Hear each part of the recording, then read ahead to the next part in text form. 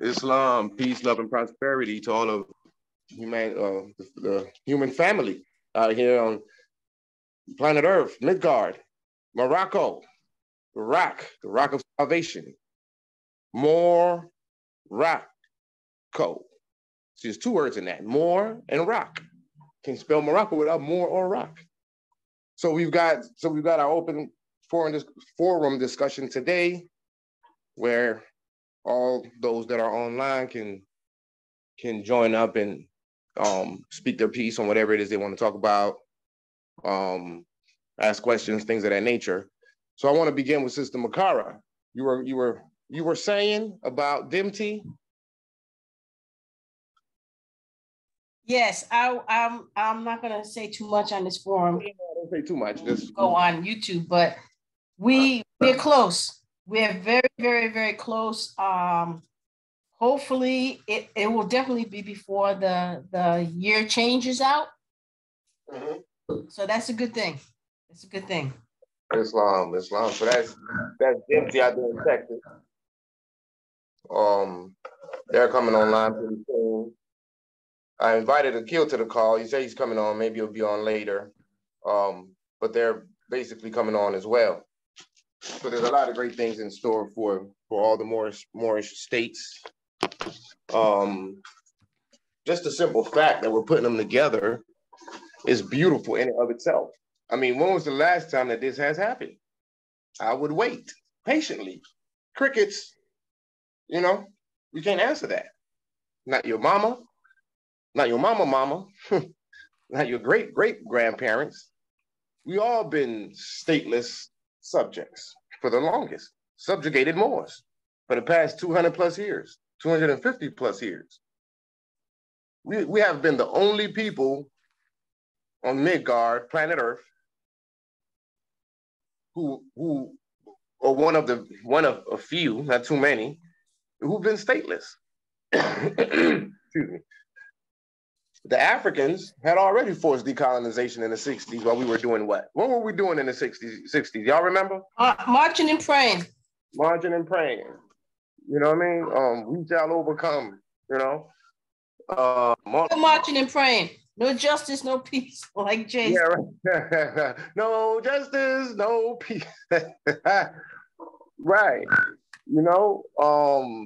People telling us to turn the other cheek and all this other stuff, dogs attacking us, black and white restaurants and water fountains, all a distraction. Black Panthers.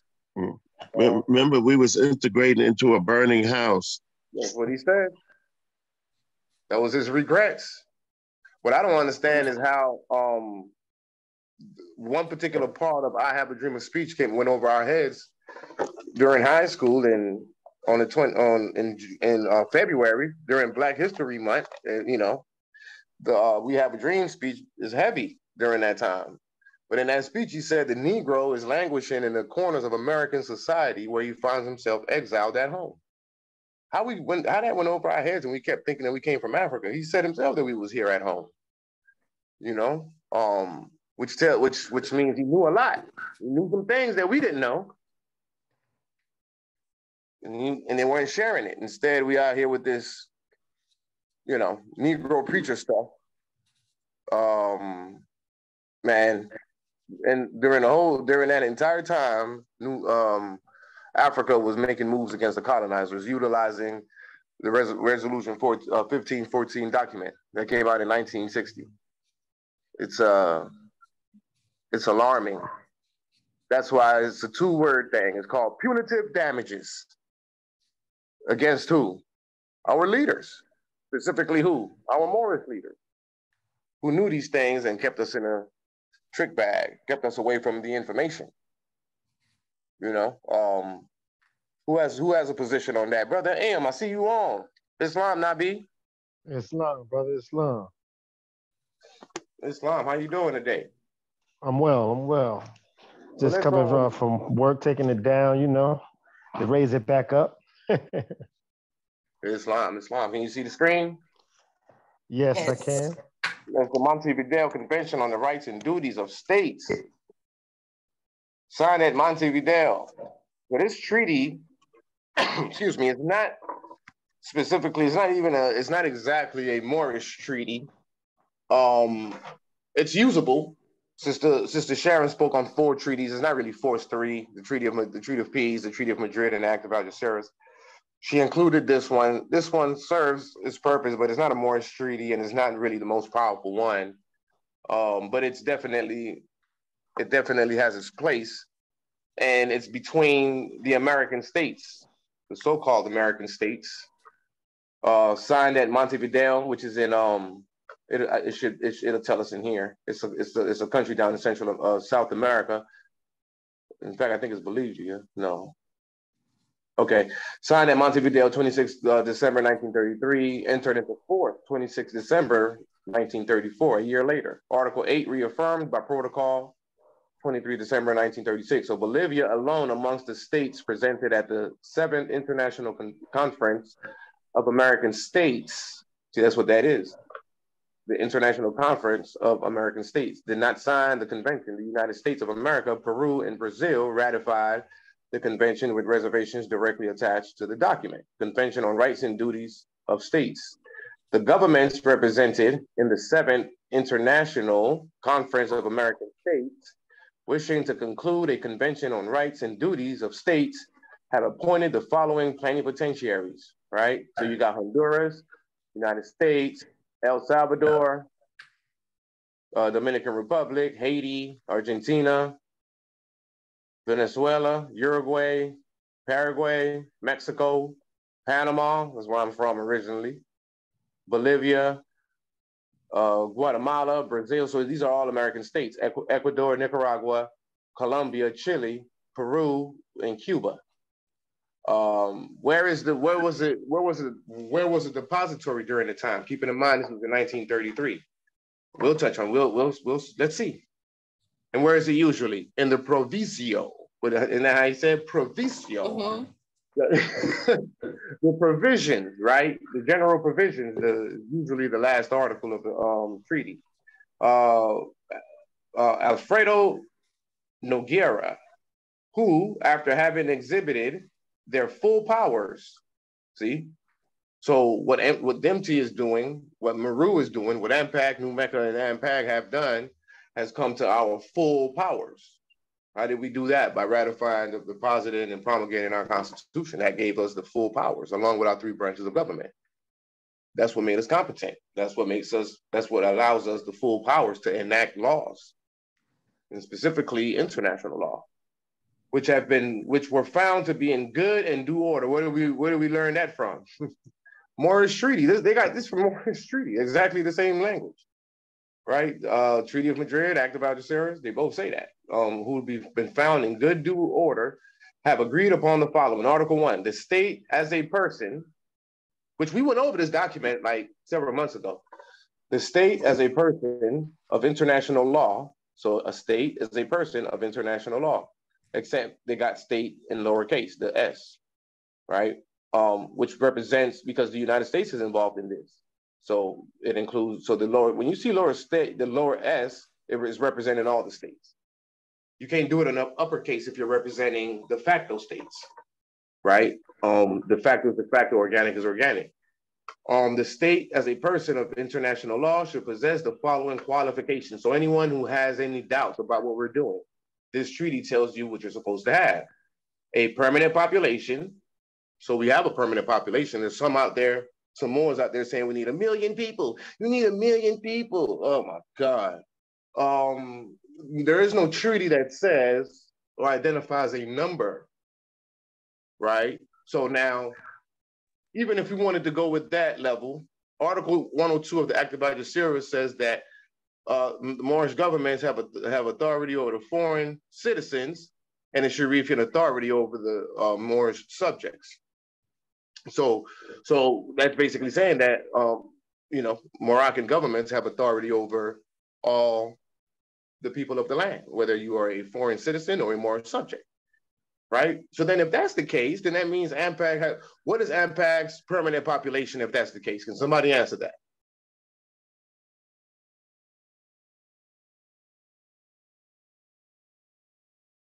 all the people of Georgia, so-called Georgia. How many people in Georgia? What, 5 million people? That's our permanent population. Our permanent population is not limited to the nationals and officials that's in our state.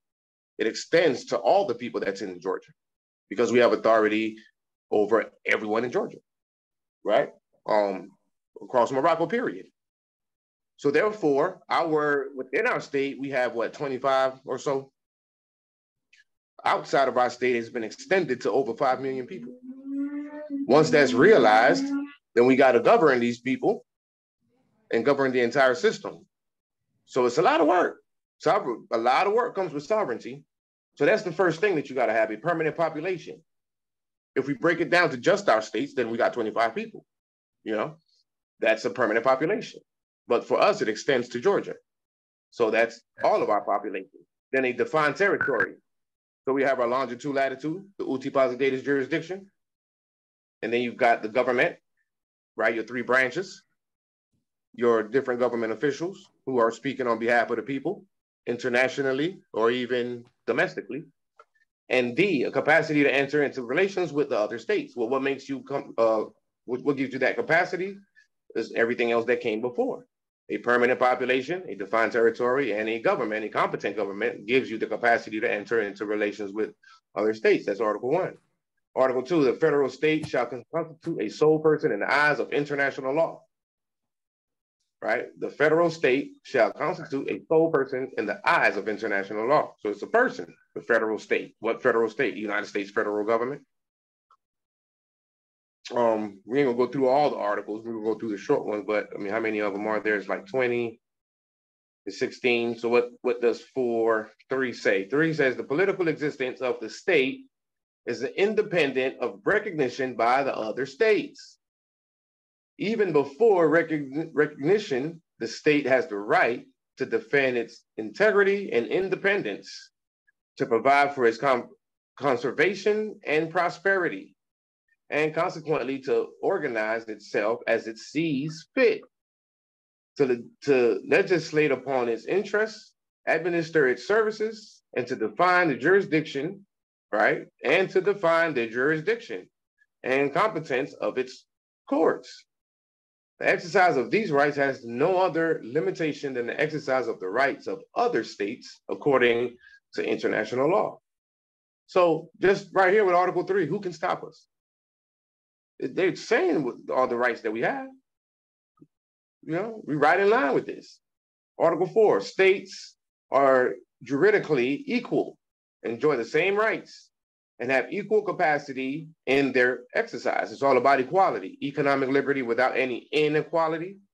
It's all about equality. They echo our treaties, man, and have equal capacity in their exercise. The rights of each one do not depend upon the power which it possesses to assure its exercise, but upon the simple fact of its existence as a person under international law. As a person, what is a person? If you forgot, and it says it up here, the state as a person of international law. So a person is a state. Article 5, the fundamental rights of states are not susceptible of being affected in any manner whatever or whatsoever. Article 6, the recognition of a state merely signifies that the state which recognizes it accepts the personality of the other with all the rights and duties determined by international law. Recognition is unconditional and irrevocable. Article 7, the recognition of a state may be expressed or tacit. So Sister Makara was asking me earlier today about the probation period that we must go through. This is 365 days. That's what it represents right there. So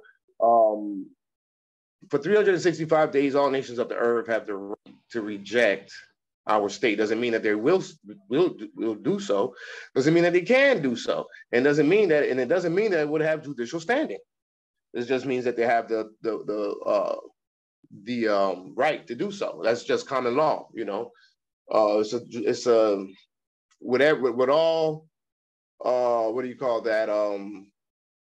Public notices With all public notices come a time period in which the other parties may accept or reject. So if they have nothing to say, if they don't reject it or even accept it, then it becomes so by tacit acquiescence. And that's what this is saying. So the recognition of a state may be express or tacit, meaning that they may not reject. If they don't reject, which they probably won't reject, then it becomes so by tacit acquiescence.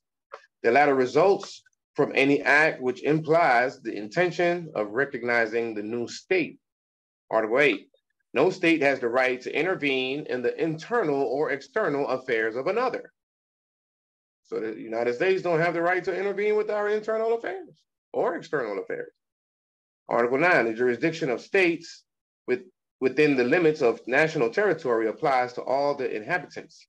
Nationals and foreigners, see that? Nationals and foreigners. Nationals are always the people of the land, the people of the government. That's within the government that are part of the land or of the land, right? And then you got the foreigners are under the same protection of the law and the national authorities, and the foreigners may not claim rights other or more extensive than those of the national, right? Article 10, the primary interest of states is the conservation of peace. Why? Because the UN, and that's not, well, you know what? The UN Charter comes after this, but the UN Charter talks about peace and security, right? And the rights of indigenous people. But that came out in 1945. This is in 1933, and they're already talking about peace, which is really echoing and mirroring our treaties, the Treaty of Peace and Friendship, right?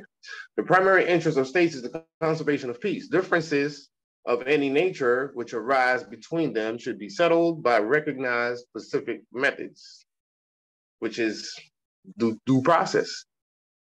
And going through your mediation, adjudication, or mediation, arbitration, adjudication, that's your due process. That's the under international law, that's the process you must undertake, diplomacy.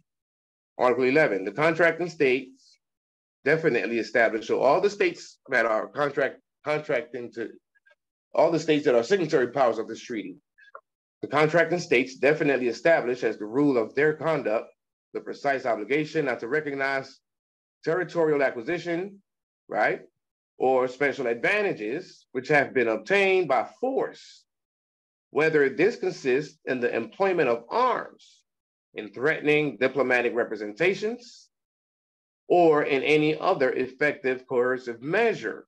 The territory of a state is inviolable and may not be the subject of military occupation, demilitarization, Charter of the Rights of Indigenous People, and the Charter, right? The territory of a state is inviolable and may not be the object of military occupation, nor of other measures of force imposed by another state, directly or indirectly, or for any motive whatever, even temporarily. They're really talking about the United States here, because they're the ones that got the military power, and they like to occupy your territory with their military, all these bases, etc.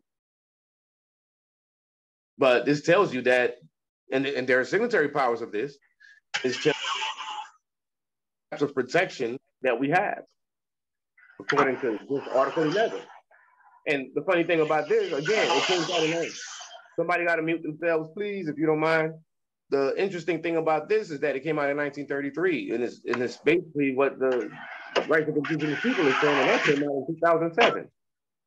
Article 12, the present convention shall not affect obligations previously entered into by the higher contracting. Are we all there? Is everybody here? Can you all hear me? Yeah, we still here. Okay. Dang, something happened on my end. Okay, that's fine. What was I? The present convention shall not affect obligations previously entered into by the higher contracting parties by virtue of international agreements. So that means that whatever the treaties, the Treaty of Madrid and Act of Algeciras, et cetera, they still apply to the United States. This doesn't supersede it or cancels it out.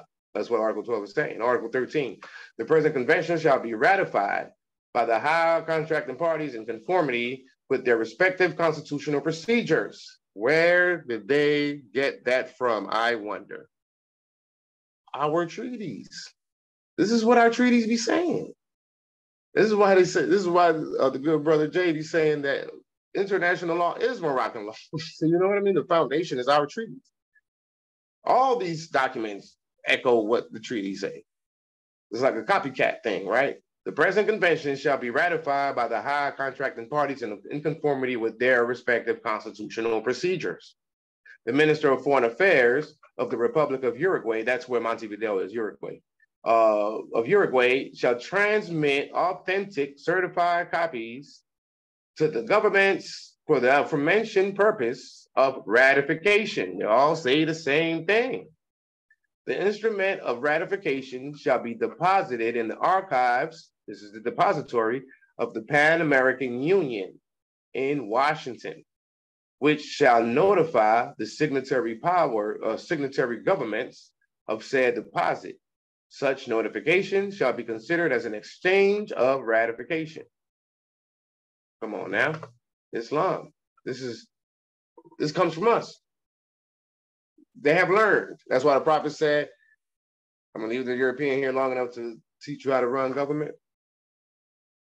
And they sure as hell have, because they echoing everything that we've done, but that's what they you know, that's what the world just tends to do. Even in our lower state, they want to dress like us, they want to talk like us, they want to act like us, they want to do everything like us. Everybody across the world. You got Nigerians in Nigeria wearing Yankee caps to the back. Well, last I heard, ain't no Yankees in Nigeria or Africa nowhere. And the damn sure ain't no New York. So where you got that swag from, right? They all want to be like us, but at the same time, they don't want to be us. All right, Article 14, the present convention will enter into force between the high contracting parties and the order in which they deposit their respective ratification. Well, it's whoever comes first. Article 15, the present convention shall remain in force indefinitely, but may be denounced by means of 1 year's notice given to the Pan-American Union. The Pan-American Union was the depository, which shall transmit it to the other signatory governments. After the expiration of this period, the convention shall cease in its effects as regards the party which denounces, but shall remain in effect for the remaining high contracting parties. All right, so you can denounce it, but you got to denounce it within a year. And after you denounce it, it doesn't change it for the rest of the signatory powers who are still part of it. It still remains in force. Article 16, the present convention shall be open for the adherence and accession, which we did. We acceded to this treaty of the states. Now you see, now they put it in upper caps. See, at first it was in lower caps, now they got it in upper. So they always shown it in both ways, upper and lower caps. And in this case, you're probably really talking about organic states because you're talking about accession. So the present convention shall be open for the adherence and accession to of the states which are not signatories, such as AMPAG, New Mecca. The corresponding instruments shall be deposited in the archives of the Pan-American Union, which shall communicate them to the other high contracting parties. In witness whereof, the following plenipotentiaries have signed this convention in Spanish, English, Portuguese, and French. All the colonizers who have passed on their language, and hereunto affix their respective seals in the city of Montevideo, Republic of Uruguay, the 26th day of December 1933. Same stuff. They all say the same stuff. And then here it goes into the ratifications, the delegation of the United States of America in signing the Convention on the Rights and Duties of States does so with the express reservation presented to the plenary session of the conference on December 22nd, 1933, which reservation reads as follows. The delegation of the United States in voting yes on the final vote on this committee recommendation and proposal makes the same reservation to the 11 articles of the project or proposal that the United States delegation made to the first 10 articles during the final vote in the full commission, which reservations is in words as follows.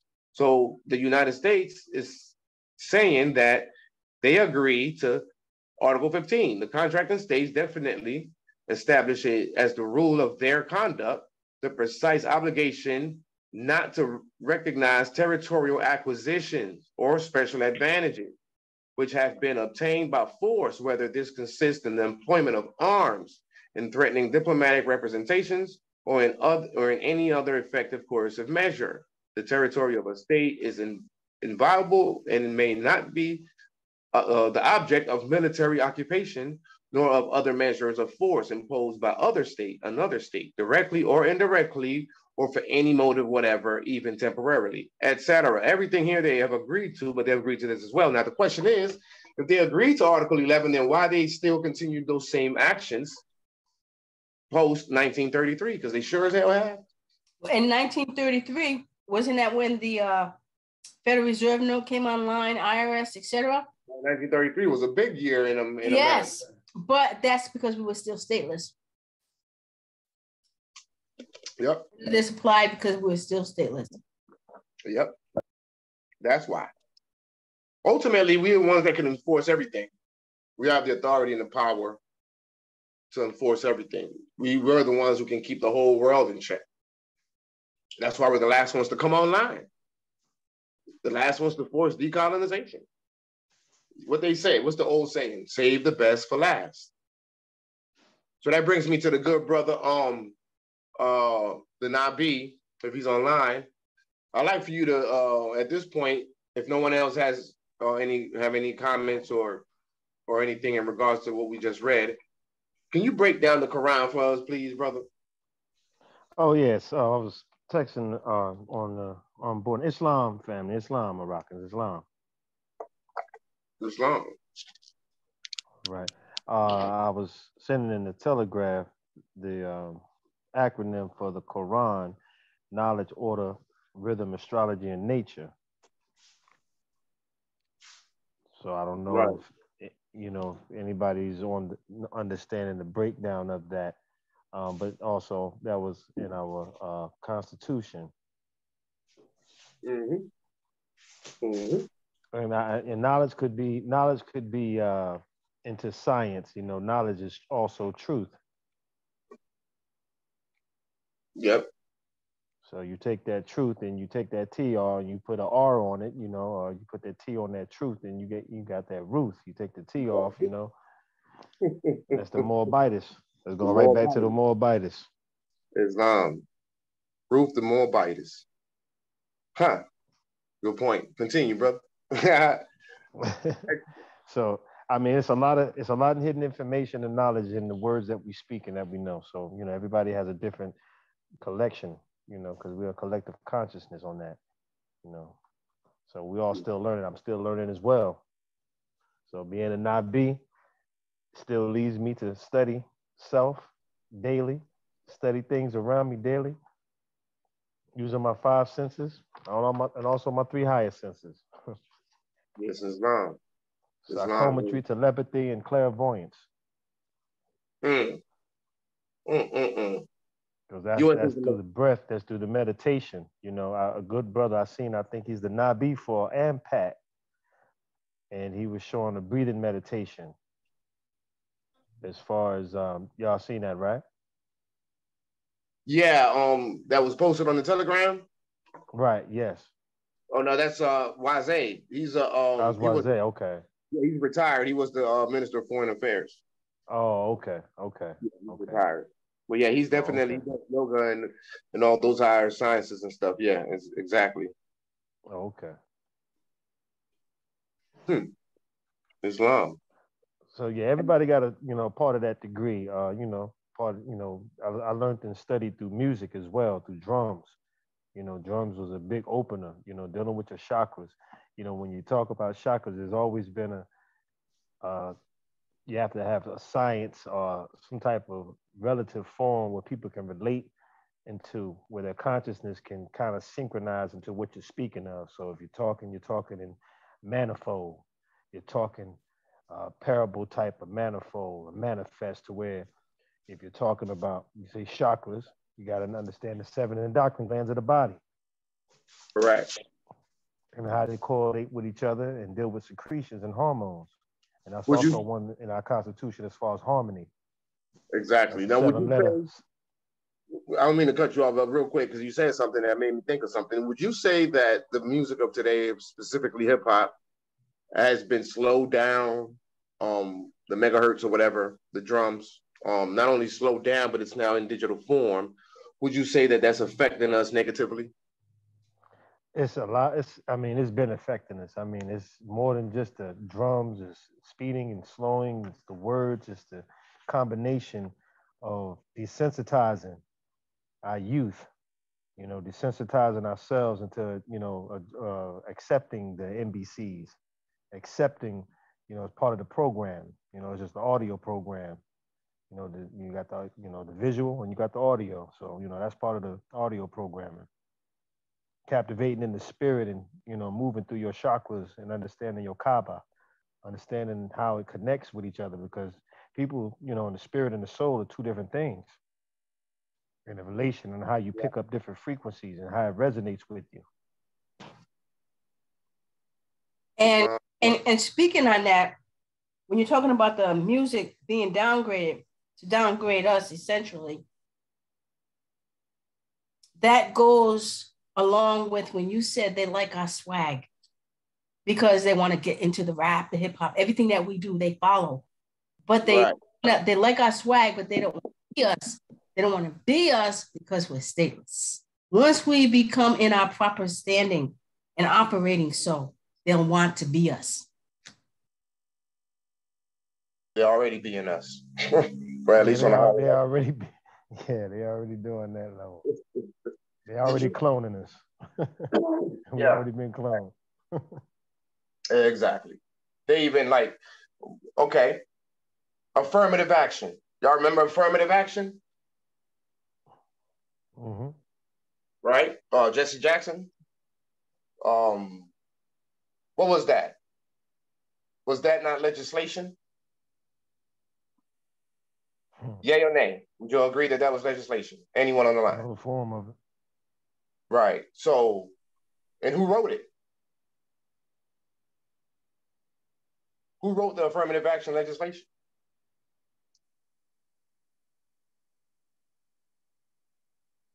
Nobody? The United States. The protectorate. Because who was it for? Not specifically, but mostly, not necessarily even indirectly, but it was, I would say specifically or even directly for African Americans. Am I right or wrong? So they can get jobs and, affirmative action, right? So they can have certain rights. But that was enacted by that's your Prince Hall. That's your Prince Hall brothers right there. Oh yeah, that's your Prince Hall. But the point is the point that I'm making is that we keep leaving our destiny in their hands. So we've been begging for them to enact different types of legislation, civil rights, affirmative action, etc. When the whole time we had the power and authority to enact our own legislation for our own salvation, for our own people. But we were stuck in the mindset of Negro, Blacks, colored, Africans. We came from Africa, African booty scratchers, right? We think we Shaka Zulu. Right. We thinking that the motherland is over there and that's where all people came from and nobody been over here, because that's what the colonizers told us, that when they came over here to Morocco, nobody was here and nothing was going on. It was just vast land. And they built all this stuff up by enslaving us. So still built it up. So we built it. And they get to enjoy everything that comes with that. But that was a lie. When they came here, when Plymouth Rock landed on them, it was already a full operating society. So that was the trick bag. So they instead of us being conditioned and taught, primed up to write legislation and establish the states, then we were out here learning how to be like Goldie. Who was Goldie? The Mac, right? The pimp movies that came out in the 60s. See, why were these pimp movies coming out in the 60s, teaching us how to pimp and manipulate our own women, the matriarchs? We should be studying Resolution 1550. I mean, you see the damage that we do, specifically thereafter, 1852, the France case. That's when all this stuff started breaking loose, really. Because then, Eisenhower relinquished consular port in 56. In 1960, you have the Resolution 1514. The United Nations was just really getting started in 1945. The Africans was using the United Nations to gain their freedom and independence. And the Moors, the Moroccans, were over here, lost at sea, still buried in a shallow grave. You had the Mac, the movie, Poison the Pill. A little bit later after that, well, actually before that, you had Colors, all the street gang stuff. And then Boys in the Hood, more street gang stuff, Menace to Society, etc. They kept guiding us. They kept pressing the reset button on the program. They kept reprogramming us. The new program now is the whole tranny stuff and the female male stuff, whereas the male is taking on the traits of female. So you got this rapper, Young M.A. She's a lesbian rapper. Nothing wrong with that. We all have our rights to self-determination, but make up your mind because you're pregnant now. She's pregnant. The lesbian rapper Young M.A. is pregnant. And you can't get pregnant with two women or two men. So that means she decided to go in a different direction, even if it was for one night. So it's like we don't even know what we're doing. We're confused. We're in a state of confusion. We've been kept in three states: the state of confusion, fear, and hate. Confusion, fear, and hate. We hate the colonizers, the white man, let's say, because the colonizer is not necessarily just the white man. It could be it's Moors too. So let's not use that term. We're scared of white people. We fear white people. We fear the police. We hate them and we fear them. Conversely, they fear us too. That's why they're doing what they're doing, to keep us away from what? Certain terms. What terms? Moroccan government, Sharifian empire, Sharifian authorities, Maxims, all that kind of stuff. Anything. But I wanted. Go ahead. Yeah, I wanted to add something. If I forget, I know we was talking about 1933, and on that affidavit of facts, y'all know about that correction name, them affidavit of facts. Y'all all know about that paperwork. It has on there the House of Representatives of Philadelphia resolutions of 75, talking about April 17th of 1933, the rights for Moorish Americans to use the name affixes El, Bay, Day, Al, and Ali on any other prefix of the this is the beginning of the confusion right here. 1933. This is when they stuck it in there and put that Moorish American and this affidavit and corrections been going on for over what? Ever since then. 1933 is when it started. Let's look at your Islam. Great point. Indeed. That was House Joint Resolution 75, right? Yeah, April 17th, 1933. That's right in that same year. You're right. Exactly. Y'all know that. Y'all know they're using the 33. Y'all know what that 33 is. That's the spinal. That's the spine. Exactly. That's the Jed pillar. That's the spine. The Jed pillar, the back of Osiris, Usia, Asaru. Islam. Is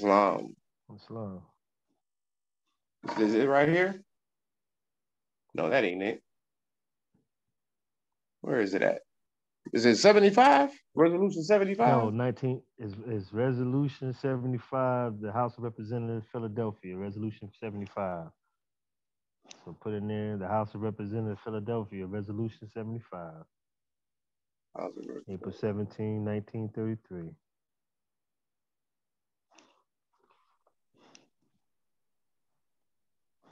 And that's on an affidavit of facts and correction name change. That's what, It page 5? I was trying to pull it off of RV Bay. There it is, right here. Mm-hmm. There's it, Mr. Whitkin. Mr. Whitkin, Mr. Speaker, I desired at this time to call up Resolution 75, printer's number 1034. So it's 1933, Legislative Journal House, page 5759. So when you go over this, what does it say? The resolution read by the clerk as follows: in the House of Representatives, April 17, 1933, many sons and daughters of that proud and handsome race which inspired the architecture of Northern Africa, Code, Mm-hmm. Mm-hmm. North America, Morocco, the North Gate, and carried into Spain the influence of his artistic temperaments, have become, look at that, have become citizens of this nation. They have become citizens of this nation. How? Through naturalization. That's how we became citizens of this nation. And it said, in the city of Philadelphia, there exists a Moorish American, you see, Moroccan and American. Who's the treaty and peace and friendship between? Morocco and America. In some cases, they call it the Moroccan-American Treaty. Moroccan, so how can you, there's a treaty now, which means it's a contract, which means Moroccans and Americans are two parties to the contract. So then you're saying that you're both, when you say that you're a Moorish American, Moroccan American. So Moorish American society made up of Moors, who have found here the end of their quest for a home. What? What? That we found here. So when you say here, what is that referring to? Here meaning America as a jurisdiction, or here on the land, which is Morocco? Well, that sounds backwards. You found a home here. We were already here. You see, like we got to break these things down. And I've read this before, and I've never picked up on a lot of this stuff. You know, you don't know what you don't know. You need reference points. Made up of Moors who have found here the end of their quest for a home. Like, we're already home. What do you mean? So they're talking about jurisdiction and of the children of those who journeyed here from the plains of Morocco. Like, this ain't Morocco. Like we came from overseas or something. Or Morocco overseas and came over here. Like, you hear, like, are we really hearing this the way it's being worded? Right? It's a trick bag, man. Obviously. I mean, it's word magic. It's an exorcism. This society has done much to bring about a thorough absorption by these people, of the principles which are necessary to make them good American citizens. Wow, right? Naturalization. Nowhere in our, okay, let's do this. Where is the expatriation? Oh, come on, computer, work with me. Bring up the bottom. Come on, pop up. Do the whole, now you pop up. Okay, where were we? All right, let's see here. Let's go here real quick. Vienna Convention, UN Resolution, AMPAG. Where is it? Where is the protectorate? Sorry about that. Give me 1 minute. Citizenship. There we go. All right. So back to this guy. So it says the fundamental laws of, so there are strictly speaking no Moroccan laws relating to citizenship. There are strictly speaking, no Moroccan laws relating to citizenship of Moorish subjects in Morocco. The fundamental laws of this non-Christian country are based entirely upon the Islamic or Islamitic code, no part of which treats of the subject of what? Citizenship. Okay. Oh, Lord. Do I have to keep doing this? Come on, computer. Damn it. All right, patience. So then we come back here. And then it says that we are American citizens. But nothing dealing with us is dealing with citizenship. So how are we American citizens? We're not Americans and we're not citizens. We're neither one of those two. We're Moroccans and we're either subjects of Morocco or Moorish subjects or Moroccan subjects. That's it. We're not American and we're not citizens. And we're damn sure not American citizens.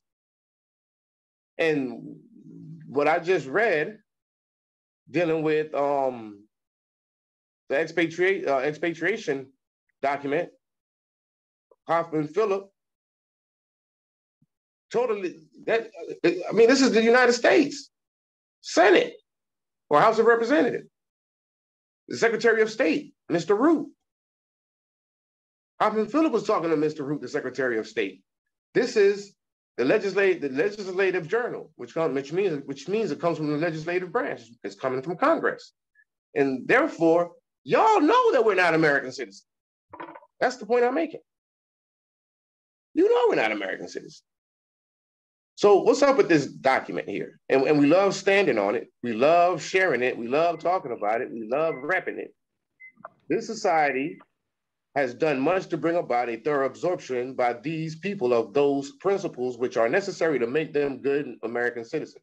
These Moorish Americans have since being here missed the use of the titles of name and annexation that were so familiar at home and which are used, but where is home? But see, they tell you that we come from Morocco because he said we came from the plains of Morocco. So we journeyed here from the plains of Morocco. See, it's word magic because what they're talking about is jurisdiction. But in our virgin minds, we're looking at it as location, not jurisdiction. So in our virgin minds, looking at it from the perspective of location, we're looking at it as if we came over here from Morocco over there. But that's not really what it's saying because they know better. They're talking about jurisdiction. The jurisdiction of Morocco here on this exact same land versus the jurisdiction of the United States of America. That's all tied into the whole naturalization thing. We've been brought into we journeyed here from the plains of Morocco. We didn't journey here. We ended up here. Whatever happened, we ended up here from the plains of Morocco. You can take the word plains and replace that with jurisdiction. Who journeyed here from the jurisdiction of Morocco. And where is here? America. So we journeyed to America from the jurisdiction of Morocco. Go ahead, Sister Parashine, talk to me. Greetings. Greetings. Yes, I want you to go back to that other screen. Tell us the name of that screen where you said the screen, the document said. This right here? Yeah. See, because I appreciate you going over the treaty for real. Okay, anyway. On Facebook, I had this thing, and you just read that the corporation is not built on, it's non-Christian country. Okay, that's what I did today. Because I was like, and this is more that was wanting to do all the talking, and I kept telling him that the corporation wasn't built on Christianity. And then to see this document, and because I told him to study, and you don't brought it out. I appreciate Islam. Islam, sister. Well, let me correct you real quick. The corporation when we refer to the corporation, talking about the municipal corporation of the United States. They might be built on Christianity, no doubt. However, what this document is saying is that Morocco is not built on Christianity, right? We aren't built on Christianity. So just as well as you have two separate jurisdictions, you have two separate religious beliefs. So the Moroccan jurisdiction deals with Islam, and the American jurisdiction deals with Christianity. That's why the prophet said that we worshiping gods of Egypt who we know nothing of. You better come your butt back to Morocco and start worshiping your own ancestors based on the Islamic code, which deals nothing with citizenship or anything like that. I appreciate that comment though, Sister Islam. Gratitude. So I'll go back here. So yeah, so we journeyed to America from the jurisdiction. We journeyed to the American jurisdiction from the Moroccan or the jurisdiction of Morocco. That's how you got to read that. Now let's read it again. In the city of Philadelphia, there exists a Moroccan society made up of Moors who have found here the end of their quest. What quest? For protection. It says for a home, but it's for protection because we already had a home, but we were stateless, so we needed protection. So here is America, the jurisdiction of America. So in the city of Philadelphia, there exists a Moroccan society made up of Moors who have found here the end of their quest for protection and of the children of those who journeyed to the American jurisdiction from the jurisdiction of Morocco. That's really what that's saying in code. Clearly now that we understand, because there's no way that Hoffman could have known that and Mr. Whitking don't.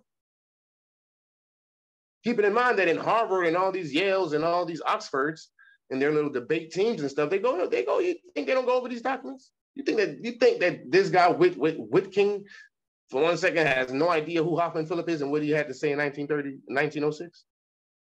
They playing games, man, with these words. It's word magic. This society has done much to bring about a thorough absorption by these people of those principles which are necessary to make them good American citizens.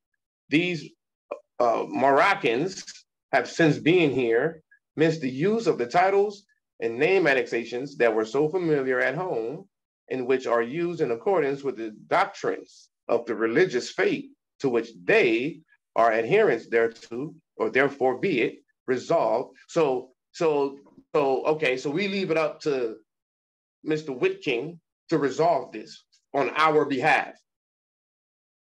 Like, really? Why are we proud of this document? Why? Be it resolved that this house commends the Moorish American Society of Philadelphia for the efficient service it has rendered the nation in bringing about a speedy and thorough Americanization. Naturalization. Come on, man. And then he's saying, be it resolved. And therefore be it resolved that this house commends the Moorish American Society. So who is guilty of Americanizing us, naturalizing us, and making it so in law on behalf or in concert with the colonizers? Who's guilty of that? Well, let me highlight it. The Moorish American Society of Philadelphia. So the Moorish American Society of Philadelphia, whatever organization that is in Philadelphia, that's obviously more than likely tied to the temple, and the colonizers, they came together to resolve this. And resolve what? Speedy and thorough. Like, it's got to be quick. Let's get it done. It's 1933, right? We can't allow these people to exercise the active adversaries. So it's got to be speedy. It's got to be, let's get this done. A speedy and thorough Americanization of these former Moors. Say that one more time for the people in the back. I will say that one more time for the people in the back. Therefore, be it resolved that this House commends the Moorish American Society of Philadelphia for the efficient service it has rendered the nation. So they have rendered a service to the United States, the American Society of Philadelphia. It has rendered the nation is bringing about a speedy and thorough Americanization for these former Moors. So if we are former Moors, then what are we now? Negroes, blacks, colors, African Americans. And who helped speed up the process on behalf of the colonizers? There go your guilty party. The parties must be known. The Moorish American Society of Philadelphia, y'all. Now, you want to throw tomatoes? Throw tomatoes at them. So Islam, Wazir. Sinbad. So basically you said that they cease from being 100% Moor to some percentage Moorish or some type of Moorish. No, they have became Americans. They're former Moors. So now they're Americans because the Moorish American Society of Philadelphia, they assisted the United States in bringing about a speedy and thorough Americanization of these former Moors. Now they called us all types of Moors before that. Now it's former Moors. And that in accordance with the fullest right of religious independence, guaranteed every citizen, because now we're citizens, so it's guaranteed to us now. Keep it in mind that there are, strictly speaking, no Moroccan laws relating to citizenship of Moorish subjects in Morocco, and that the fundamental laws of this non-Christian country are based entirely upon the Islamic code, no part of which treats of the subject of citizenship. They know that. So now, why are we now of these former Moors, and that in accordance with the fullest right of religious independence guaranteed every citizen, we recognize also the right of these people to use the name affixes, El or Ali or Bey or any other prefix or suffix. So they've given us permission to affix our titles. They've given us permission to use El, Ali, or Bey, or any other prefix or suffix to which they have therefore been accustomed to use, or which they may hereafter acquire the right to use. Man, if you don't get I don't need your recognition. I don't need your permission. This is why we enacted our Constitution, right? Because we give ourselves permission. We give ourselves recognition. We wear our L's, Bays, Ali's days as we see fit. That was a whole Ponzi scheme to get your appellation into their jurisdiction. You said a Ponzi scheme. I like that. It's allowed for real to get it into their jurisdiction and encumber it. All caps. All caps the hell out your El, Bay, Ali, and all that. It is a Ponzi scheme. And it was two parties involved. Mr. Whitkin and the United States, along with who? Moorish American Society of Philadelphia. We need to talk. We need to have a talk with them people. That's if they even existed. They could have made it up. No, the Moorish American Society of Philadelphia. Oh man, Philadelphia is heavy with Moors. Now that exists. They existed. That's another organization. That's not spoken of like that. Because I tried Googling it, I couldn't find them. Okay. It's probably tied to the Moorish Temple of America out there. What's that Grand Sheik guy who's always having these what's his name? Grand Sheik. You don't know his name? Isn't he like the Grand Governor of the Grand Sheik over all Grand Sheiks? What's his name? I forget his name. Isn't it Braswell? Braswell Bay? Yeah. Not in Philly. You talking about Brandon Bay? No, not the guy. Man, I wish I could. He's always got the flag flying, the U.S. flag and the dominant side and the man flag and on the subordinate side goes with a short sister, a mother, an elder with the turban on. He's always in a suit with the red tie, the red fez. I thought it was Braswell. Well, you got a brother E. Braswell, Bay, Supreme Grand Sheik. Hold up, I got now that we're talking about this. I got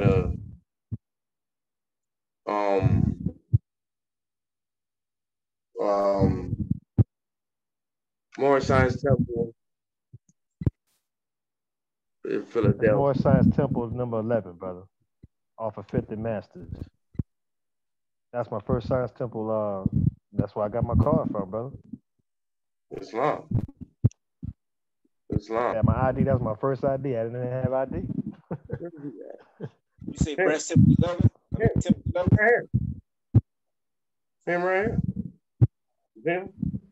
Hopkins, like I told you, Hopkins, Bay. Hopkins. Okay, Hopkins. Yeah. Hopkins. That's what I was telling you. Oh, I didn't hear you, good brother. Yeah, Hopkins. Yes, sir. Yeah, they always flying the flag. Yeah, they got the flag around. They always got the U.S. flag this side and the Morris flag on the south side all the time. So now, the Qazi said, "Are the fringes supposed to be on the Moorish flag?" What was that? Oh yeah, I know. Are the fringes? Point. No, it's not. That's another point. It's not. Excellent recognition. Let's see, Morris American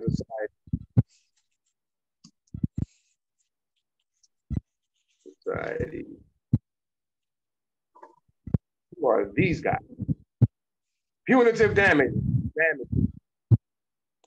Charity Navigator. Morris American Society. Rating and not whatever this is. It comes up because you got to do a little research here and try to Orange American Society of Philadelphia mission to organize. This organization has not provided GuideStar with a mission statement. But the principal officer is Asim Hopkins Bey. See, that's him. So the Morris American Society of Philadelphia does exist.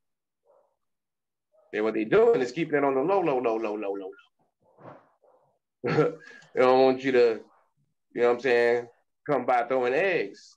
Yeah, Islam, if y'all don't know, that's the Liberty Bell, the symbolism, that's the Fez.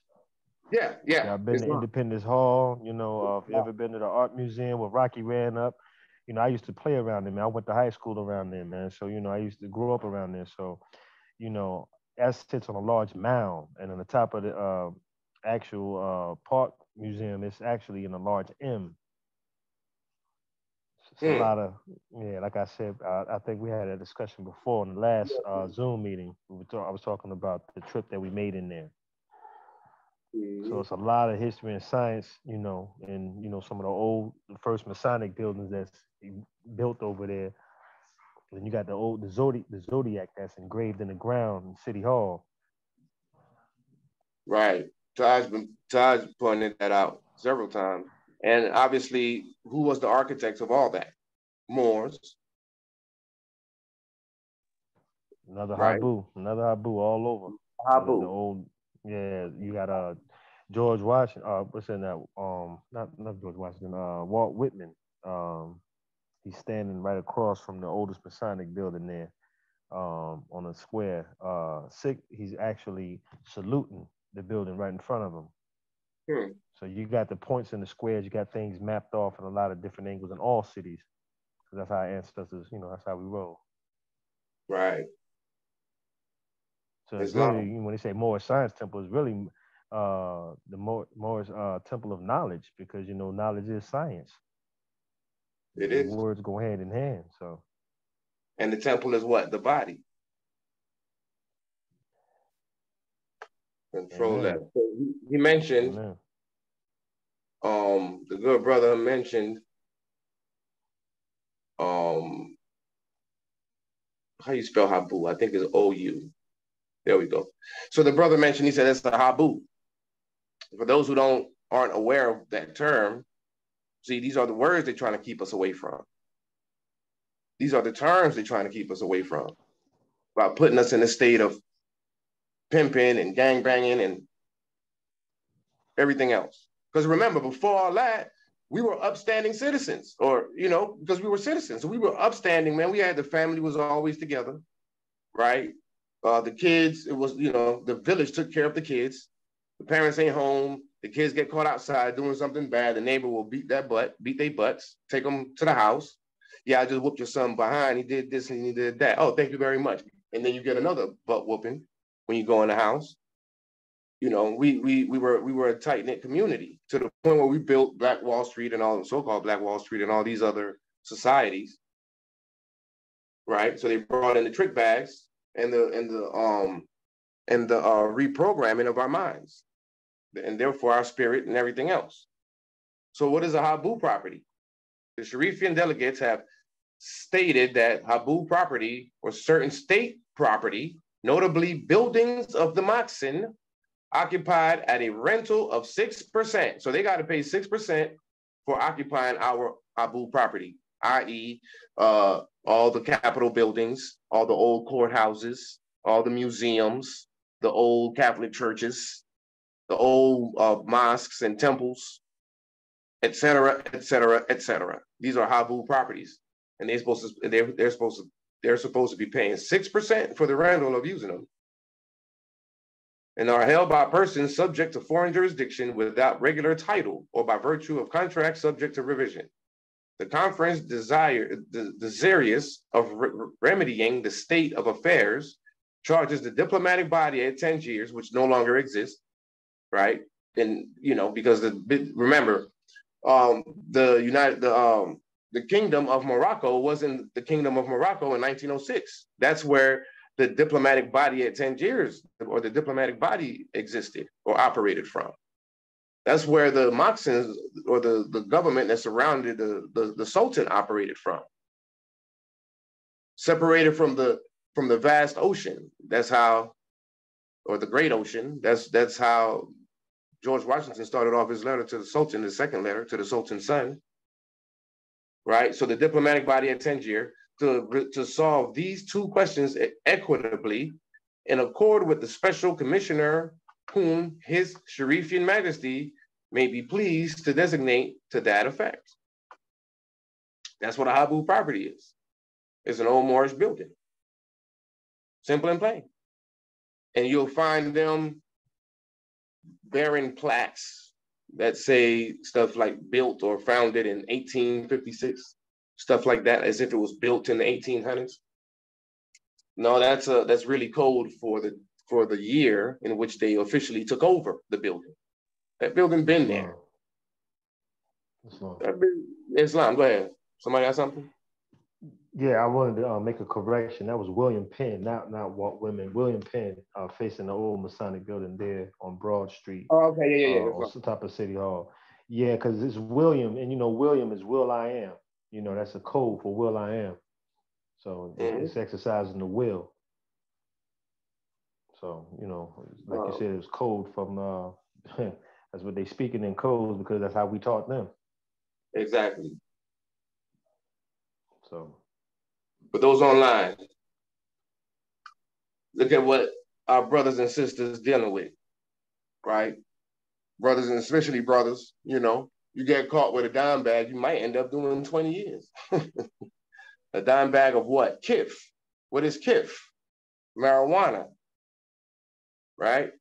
Weed, whatever you want to call it. Gas, whatever, right? But with that said, Article 72 says that opium and kif, or marijuana, will continue to be a monopoly of the Sharifian government. So the Sharifian government, the Moroccan government, the Moorish government, has the authority over the monopoly of opium and kif. But yet, our Moorish subjects are going to jail over opium and kif. Specifically kif. They don't, That's because they made it into their own commercial use. Mm-hmm. And that was the main reason, though. It starts with an A. What the Moors do? Acquiesce. Snoozing. We had our feet kicked up. And you know, Abdul, that marijuana is a legal term that they use so they could lock you up.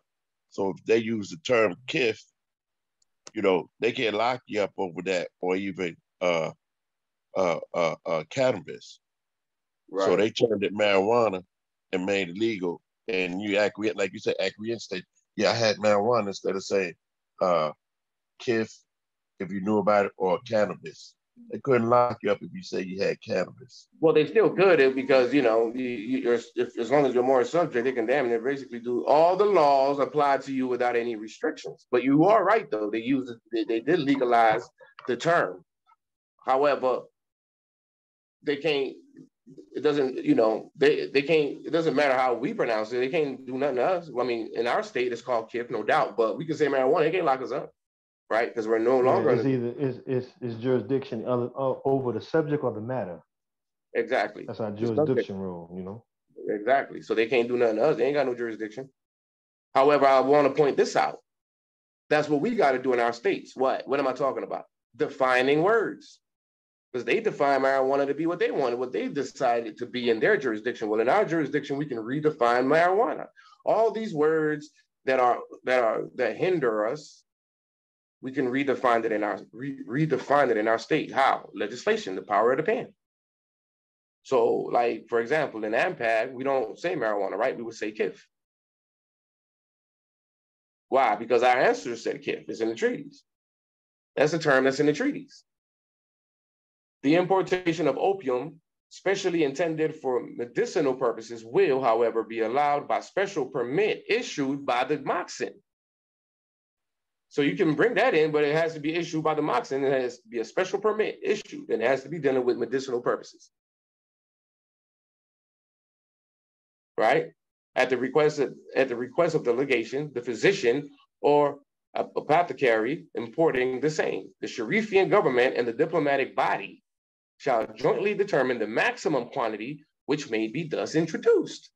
We have the authority over this, man. Reference points. We're not just blabbering. The representative of the powers take note of the Sharifian government's intention to extend to tobacco of all kinds the monopoly existing in the case of snuff. They reserve the right of their citizens, subjects, and proteges. The subjects and the proteges are the Moors, and the citizens are everybody else. Why? Because our Islamic code does not deal with any type of citizenship. We're either subjects or proteges. To be duly indemnified for damages which the said monopoly may cause such of them as carry on a tobacco business established under the present system. In case no amicable agreement shall be reached, the damages shall be fixed by experts designated by the Moxin and the diplomatic body in conformity with the provisions governing exportation for public purposes. 74. The principle of awarding contracts on bids without preference of nationality shall be applied. So that what that's really saying is that we can get contractors from India, Nigeria, anywhere else, because there's not to be any preference of nationality. Why? Because it's based in what? Equality. That's what the Montevideo Convention was just talking about, equality. That's what the third principle is about, economic liberty without any inequality. It's all about equality. It's all about peace. It's all about security. They get this stuff from the treaties. The same rule would apply to the tobacco monopoly if created, you know? So what do you want me to say? I didn't write this. Jay Bay didn't write that. The Africans didn't write it. It was the Moroccan, the Sharif, it was his Sharifian Majesty, the Sultan of Morocco, and the Moxin who wrote that. And it's saying that we have the authority over it. I ain't saying that. They saying it. I mean, this stuff is not that complicated. It's right here. We just suffering from cognitive dissonance, man. Look at that. Chickpeas, 20%. Corn, 20%. Barley, 50%. Wheat, 34%. Like, they got to pay for everything. They got... Oh, my goodness. You know? So, come on now. So, while this is going on, 1906, this is what we also dealing with. This is right here. The Moorish American Society of Philadelphia, putting us in a trick bag. Former Moors. Moors didn't even pick up on that. I yield the floor. Anyone got something to say in regards to this? I mean, goodness, this is just alarming, you know?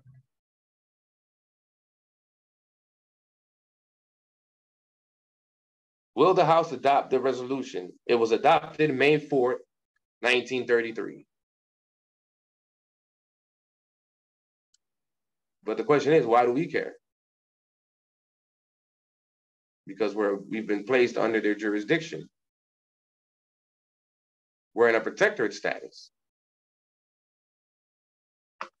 And these guys right here, the Moorish American Society of Philadelphia, ain't helping us. Two words apply to them. Punitive damages. It's horrendous, man. You know, and when you see these flags flying incorrectly, it shows and proves the compromise, man. Even the back of the dollar bill shows it differently. Now, Jay may disagree with certain things in regards to that, but at the end of the day, the pyramid is still on the left. Right? Let's see, back of dollar bill.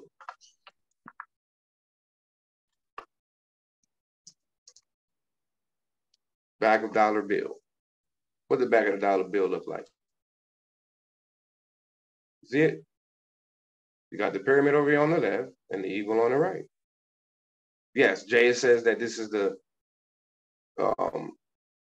Federal Reserve, the 7, which makes up the 7 board members, right? Operating over the United States corporation under the auspices of the United States of America, the actual signatory power, the name on the contract. But as Tashriq Bey taught us, that this represents Morocco and this represents the United States. So either way, that's the correct arrangement. This is the Moorish flag over here. This is the US banner over here. So why does Hopkins Bay got the flag, or any other temple for that matter, got the flag in the wrong direction? How did the prophet fly? Let's see. Let's see how he flew it. How did the prophet fly the flags? Let's take a look at it. Where is him in that office? There he is. Look how he flew the flags. Then people would ask, well, why are the flags in that sort of arrangement where our flag is upside down and theirs are right, kind of like turned around or whatever? Because these two nations are at war or at odds. There's an issue here. It's a sign and a symbol under what's called vexillology, which is the study of flags. The dress right dress. That's how you know you're able to identify which flag is on the dominant side, which nation is the dominant nation, and which nation is the subordinate nation. It's through vexillology. The dress right dress of flags. If the United States president, the president of the United States, look at him, proud, look at him, proud. I don't know who he is, but he proud, look at him. But look at the arrangement. That's not what the prophet didn't fly the flags like that. Where's the other picture? Like right here. See how you got it on the left and the right? That's not a good picture. But you get my point. We all know that the prophet flew the flags the right way. Right? Look at these. Why are we always constantly seeing the flags being flown in this arrangement? Why? I've never understood that. That's the hijack. Right. I just never understood that. But I understand it. It could also be the lack of knowledge as well. Well, then you shouldn't be Grand Sheik. How the Grand Sheik gonna have the lack of knowledge on how the flag gonna fly? And even more, go ahead, brother. Yeah, if you could scroll back up real quick. There was a picture of a fella that I recognize attached to an article that I found interesting about a year ago. Pause. Right in the center with the black fez where it says, once a dead religion. It's a very lengthy, but very interesting article. And I highly recommend everybody read that. And okay, well, but look at how he's flying the flags. It's interesting. Look, you see, so it's a great article, and look how great he's flying the flag. You see how it lines up? That's the proper arrangement. Back to the left. Right here. That's the proper arrangement. Back to the left. So you see, that shows the split. This is the Philadelphia more. They always got the more to the left. Always. Look at them. And then look, they got, come on, man, like, goodness, you know, I just can't do it. I mean, it's obvious. It's not a lack of knowledge, but it's compromise. I mean, even if you lack the knowledge, you don't have an example. Somebody gives you an example. Go back to it. He gave the same man who brought you back to bed, the same man that brought you back to bed, or at least right? Told you, he's the example. There it is. He's the example. Right up, the flag. There you go. The example. There's no excuse. This kid right here comes from a book called The Propaganda, from a so-called what's his name? And he was trying to make a point that this right here is no look similar, but look more times stuff with American to go in on it. But the thing is addressing the problem. Abdul, it's hard to hear you, man. Thanks for telling me. That's because better now. No, it was fine when you said thanks for telling me, but then it immediately went out. Okay. No problem. Can y'all hear me now? Maybe that's what it is. Off mute. Can everyone hear me fine now?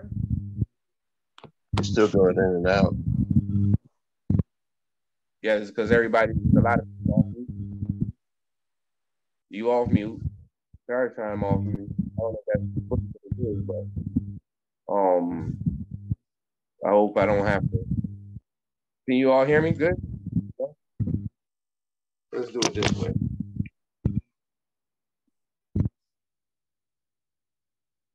Let's do it. Let's see.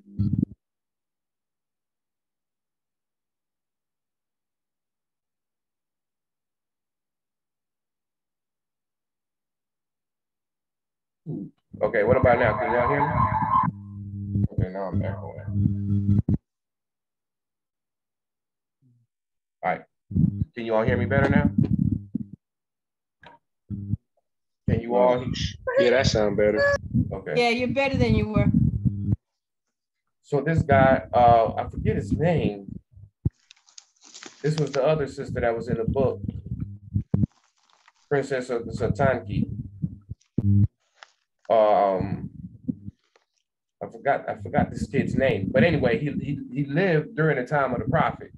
So he was trying to make the point that he was the prophet when he was a child. Now this kid, let me get to what I'm saying.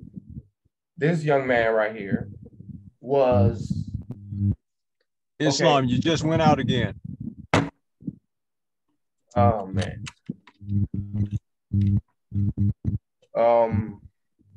Shoot. What about now? No, not yet. Good on my end. What about now? Yeah, you sound clear. Okay, I'm good now. I'm good now. No. Good over here. You good on this end? So some could hear me well and others can't. Gotcha now. Okay. That's better. Yeah, I'm good too. I can hear you, brother. Okay, good. Islam. All right. I appreciate y'all letting me know, man, because I won't know unless you tell me. So this dude, this young man, so he was the Hollywood star of the time, put it that way. The most prominent, who was a Hollywood star child in our time? I don't know. Not really sure who. There's been a lot of, I don't know, like I don't know. Well, he was the most prominent child star in the circus. So he's dealing with the circus. And when you look at a lot of the circuses that was coming in the early 1900s, it was all dealing with Moorish language, the Moorish Knights and the Moorish the Arabian Knights and the Moorish this and they were coming in twirling rifles with bayonets as they're making acrobatic moves is ridiculous. Like it's all highlighted in that book. It's awesome. It's an awesome history that even that's been hidden, and he exposed it in that book. And that kid is supposed to be the superstar of the circus. And remember, so he's saying that that's the prophet, and then there is accounts that the prophet was a magician in the circuses. The circus was a big deal back in the early 1900s, late 1800s and early 1900s. And it was ran by Moors. That's why we've never heard of it. Like, we've never heard of this kid. I forget his name. Let me see. The circus performer who would become prophet and the spark of America's Black Muslim movement. Let me click on that real quick. His name is Jacob Dorman. Now look at his name, Jacob Dorman. So someone named Christian Coleman wrote this article. What's the name of the book? Yeah, what was that? What's the name of the book? The Prince. I'm gonna go to it. The Princess and the Prophet and the Princess. I'll go to it. Right here in Old Kentucky, right? The original Pickaninny band organized by Professor J.H. Brister. So that the kid's name was Brister, Walter Brister. There it is, Walter Brister. So let me read this. The original Pickaninny band organized by Professor J.H. Brister, especially for in Old Kentucky, and directed by Master Walter Brister. So who is the master? That's him right here. It's not loading up fast enough. But the kid is that I was just showing that this guy was saying was the prophet. He is the son of Mr. J.H. Brister, Professor J.H. Brister. But look what they called him, Master Walter Brister. The kid's name was Walter Brister. And then it goes on to say the youngest bandmaster in the world. Has anyone on this line ever heard of Walter Brister? But this guy is saying that Walter Brister is Prophet Nobuju Ali, right? I don't know. Many more are in disagreement. There you go right here, Walter Brister. He looks like the prophet a little bit. If this page will load up, see, these are some of the Ali brothers, the acrobats. Then they tied this to it, the Moorish Temple of America, the prophet. The picture of the prophet right here. Look at the prophet. surrounded by diplomats or, politicians, let's say. The book was called The Prince. Let me see. The Prince and the Prophet, I believe, or the Prophet. No, not the Prince and the Prophet. The Prince and the Princess and the Prophet. The Prophet and the Princess. The Prophet and the Princess.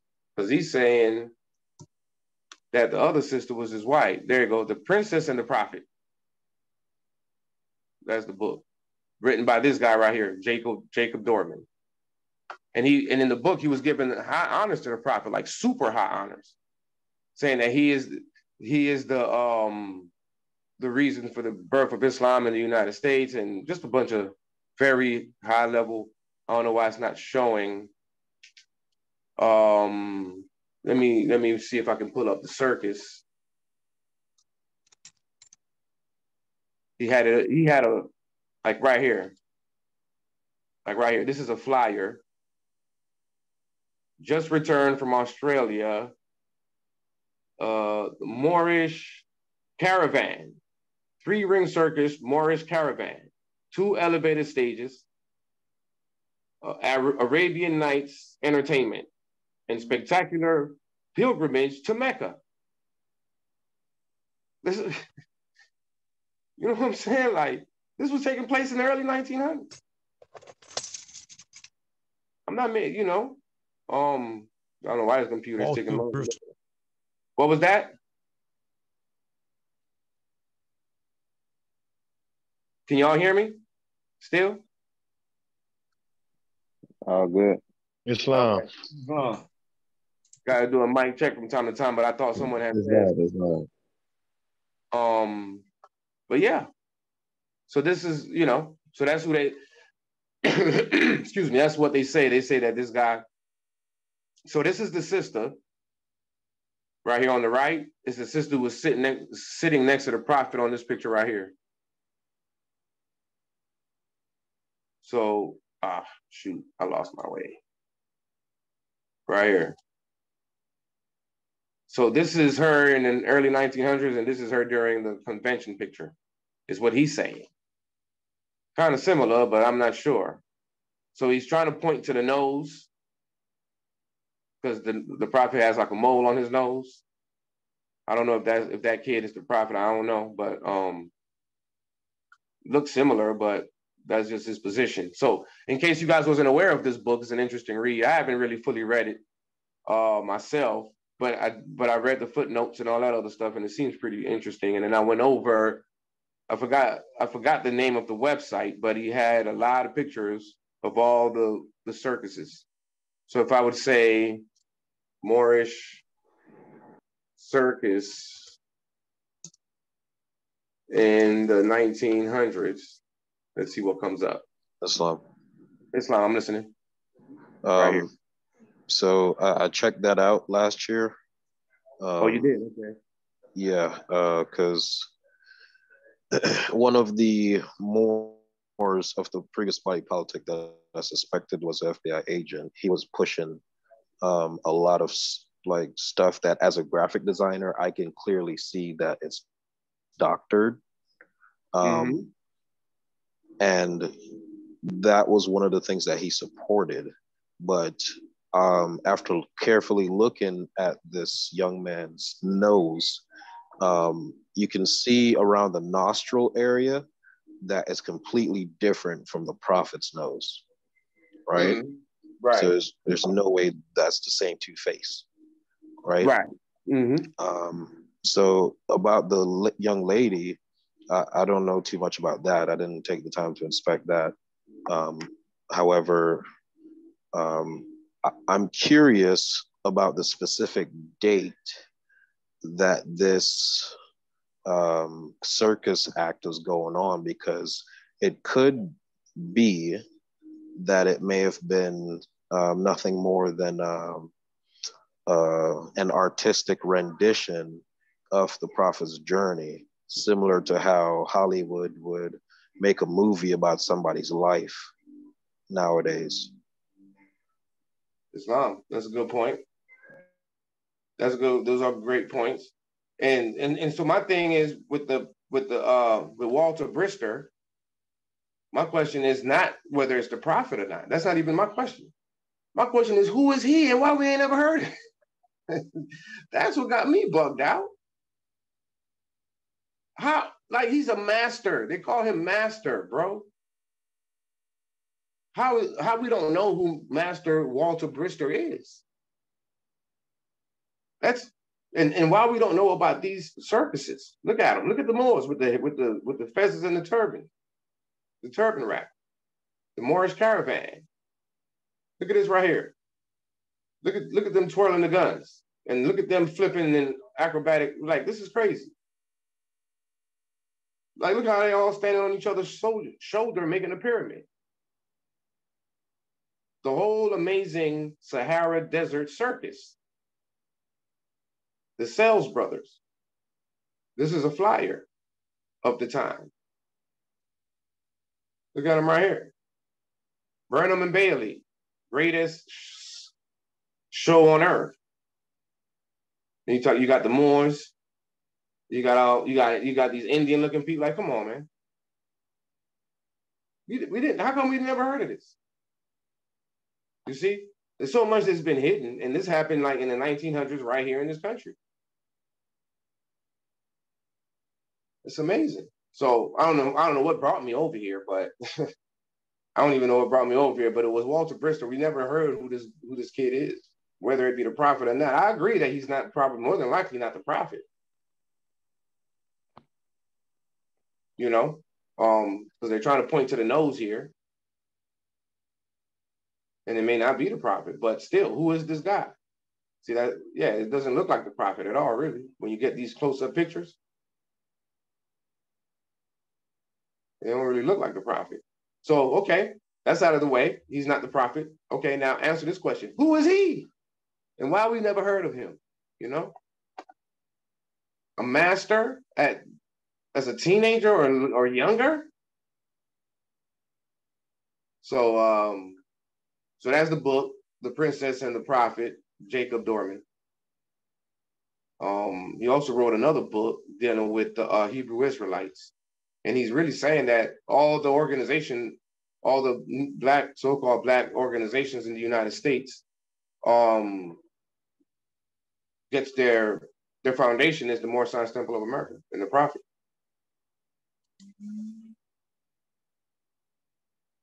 So yeah, so just some things to discuss, just something to put out there. You know what I'm saying? I'm pretty sure most of you probably weren't familiar or aware of this. But I appreciate the good brother Hakeem for sharing his research on it. You know, I agree that's not the prophet, but still, who is that guy? Who is Walter Brewster? We don't know, but Jacob Dorman brought him about. So the prophet said that he's going to make the Europeans tell the truth. That's what they're doing. The other sister who's telling the truth is Michelle Gibson, right? Let me see if she's got some information. If you guys aren't familiar with Michelle Gibson, this is her right here. She's been on the House of Reawakening Minds. And she does special research. I think this is one of them. But she'll tell you about how the national parks are hiding Moorish architecture, the golf courses.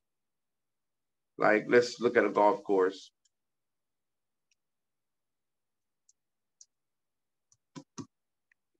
You know, okay. Like, let's look at this one real quick. Like, that's a mound.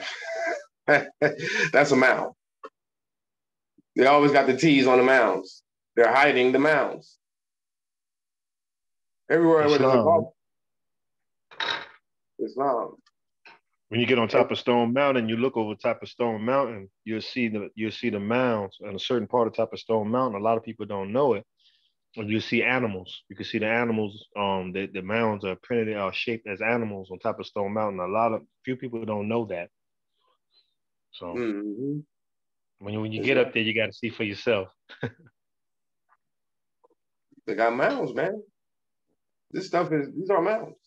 They hiding all our stuff. National parks, like what are those? Let me say mountains in the Southwest, right? Like those mountains that the road runner would be running from the coyote type mountains, like this one right here. Is that a mountain? You really think that's just that's by nature? You really think that's by nature? No, that's man-made. That's a building, y'all. That's a building back here, Habu property. These are buildings, bro. All this right here, these are buildings. Don't think for 1 second that that's nature. That's carved, man. These are buildings.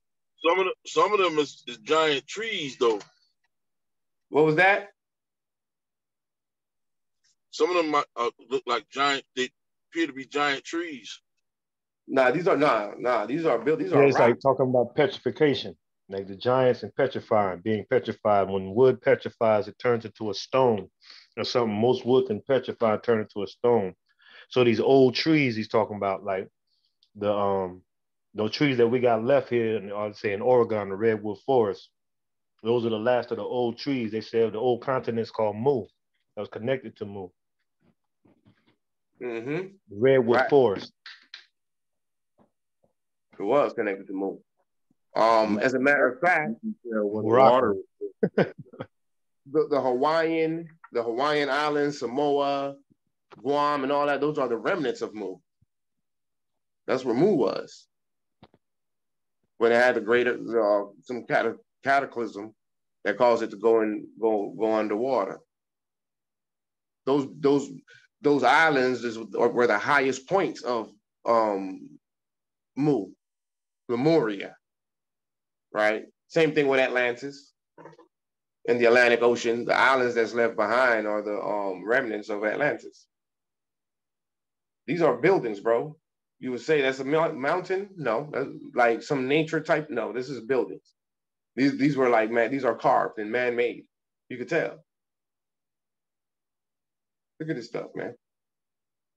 Like, come on. These are buildings. Ancient buildings. Super ancient. Right? Stonehenge, all that. There's a building right here, bro. That goes to Stone Mountain then too as well. I feel that energy when I go by it. I feel like it's an entrance into there. I feel like it's hollow. Mm-hmm. I bet it is. I'm sure it is. This is all man-made, bro. We created this stuff. We built this stuff, man. We've been here. The prophet said that the flag been flying over you over 10,000 years. Look at this. There's no such thing as the 7 wonders of the world. There's like 1 million wonders of the world. You know, they just point out 8.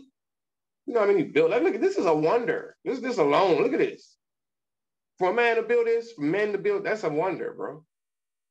They don't point this out. Why? Because it's in Morocco. You think that's not a wonder? Come on, man. But they don't talk about it, though.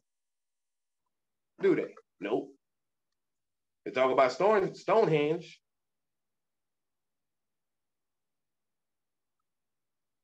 We are a brilliant people. There, you know, it's just that we've got a lot of distraction and BS in our way.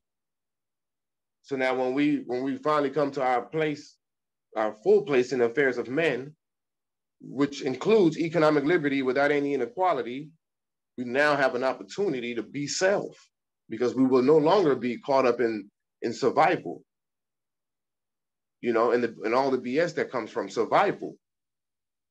Jobs, problems, baby mama problems, baby daddy problems, court cases, child support cases, foreclosures, tickets, police brutality.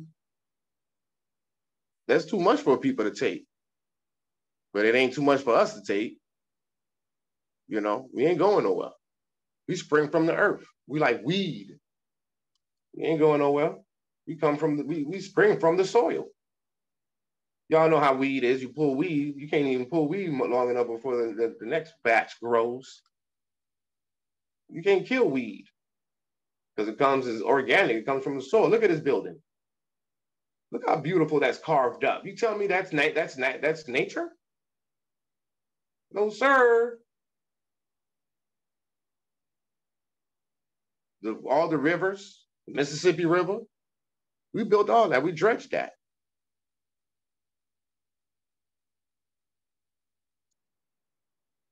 We're a hell of a people, man. Yeah, that speaks to our longevity.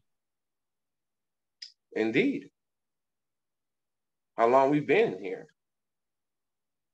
Like it says here, Rocky Mountain and cliff in barren desert of southwest of America. No, of Morocco. You mean to say Morocco. But the point here, the real point here is how many of you all knew that those were buildings? So that Caucasian sister, she pointed these things out. Look at that bit. Look at that. It looks like a castle, man. Can y'all see my screen? Am I the only one seeing this? Man. Come on, man, look at this. Beautiful. I just went over several wonders of the world that they don't speak on as wonders. I wonder why.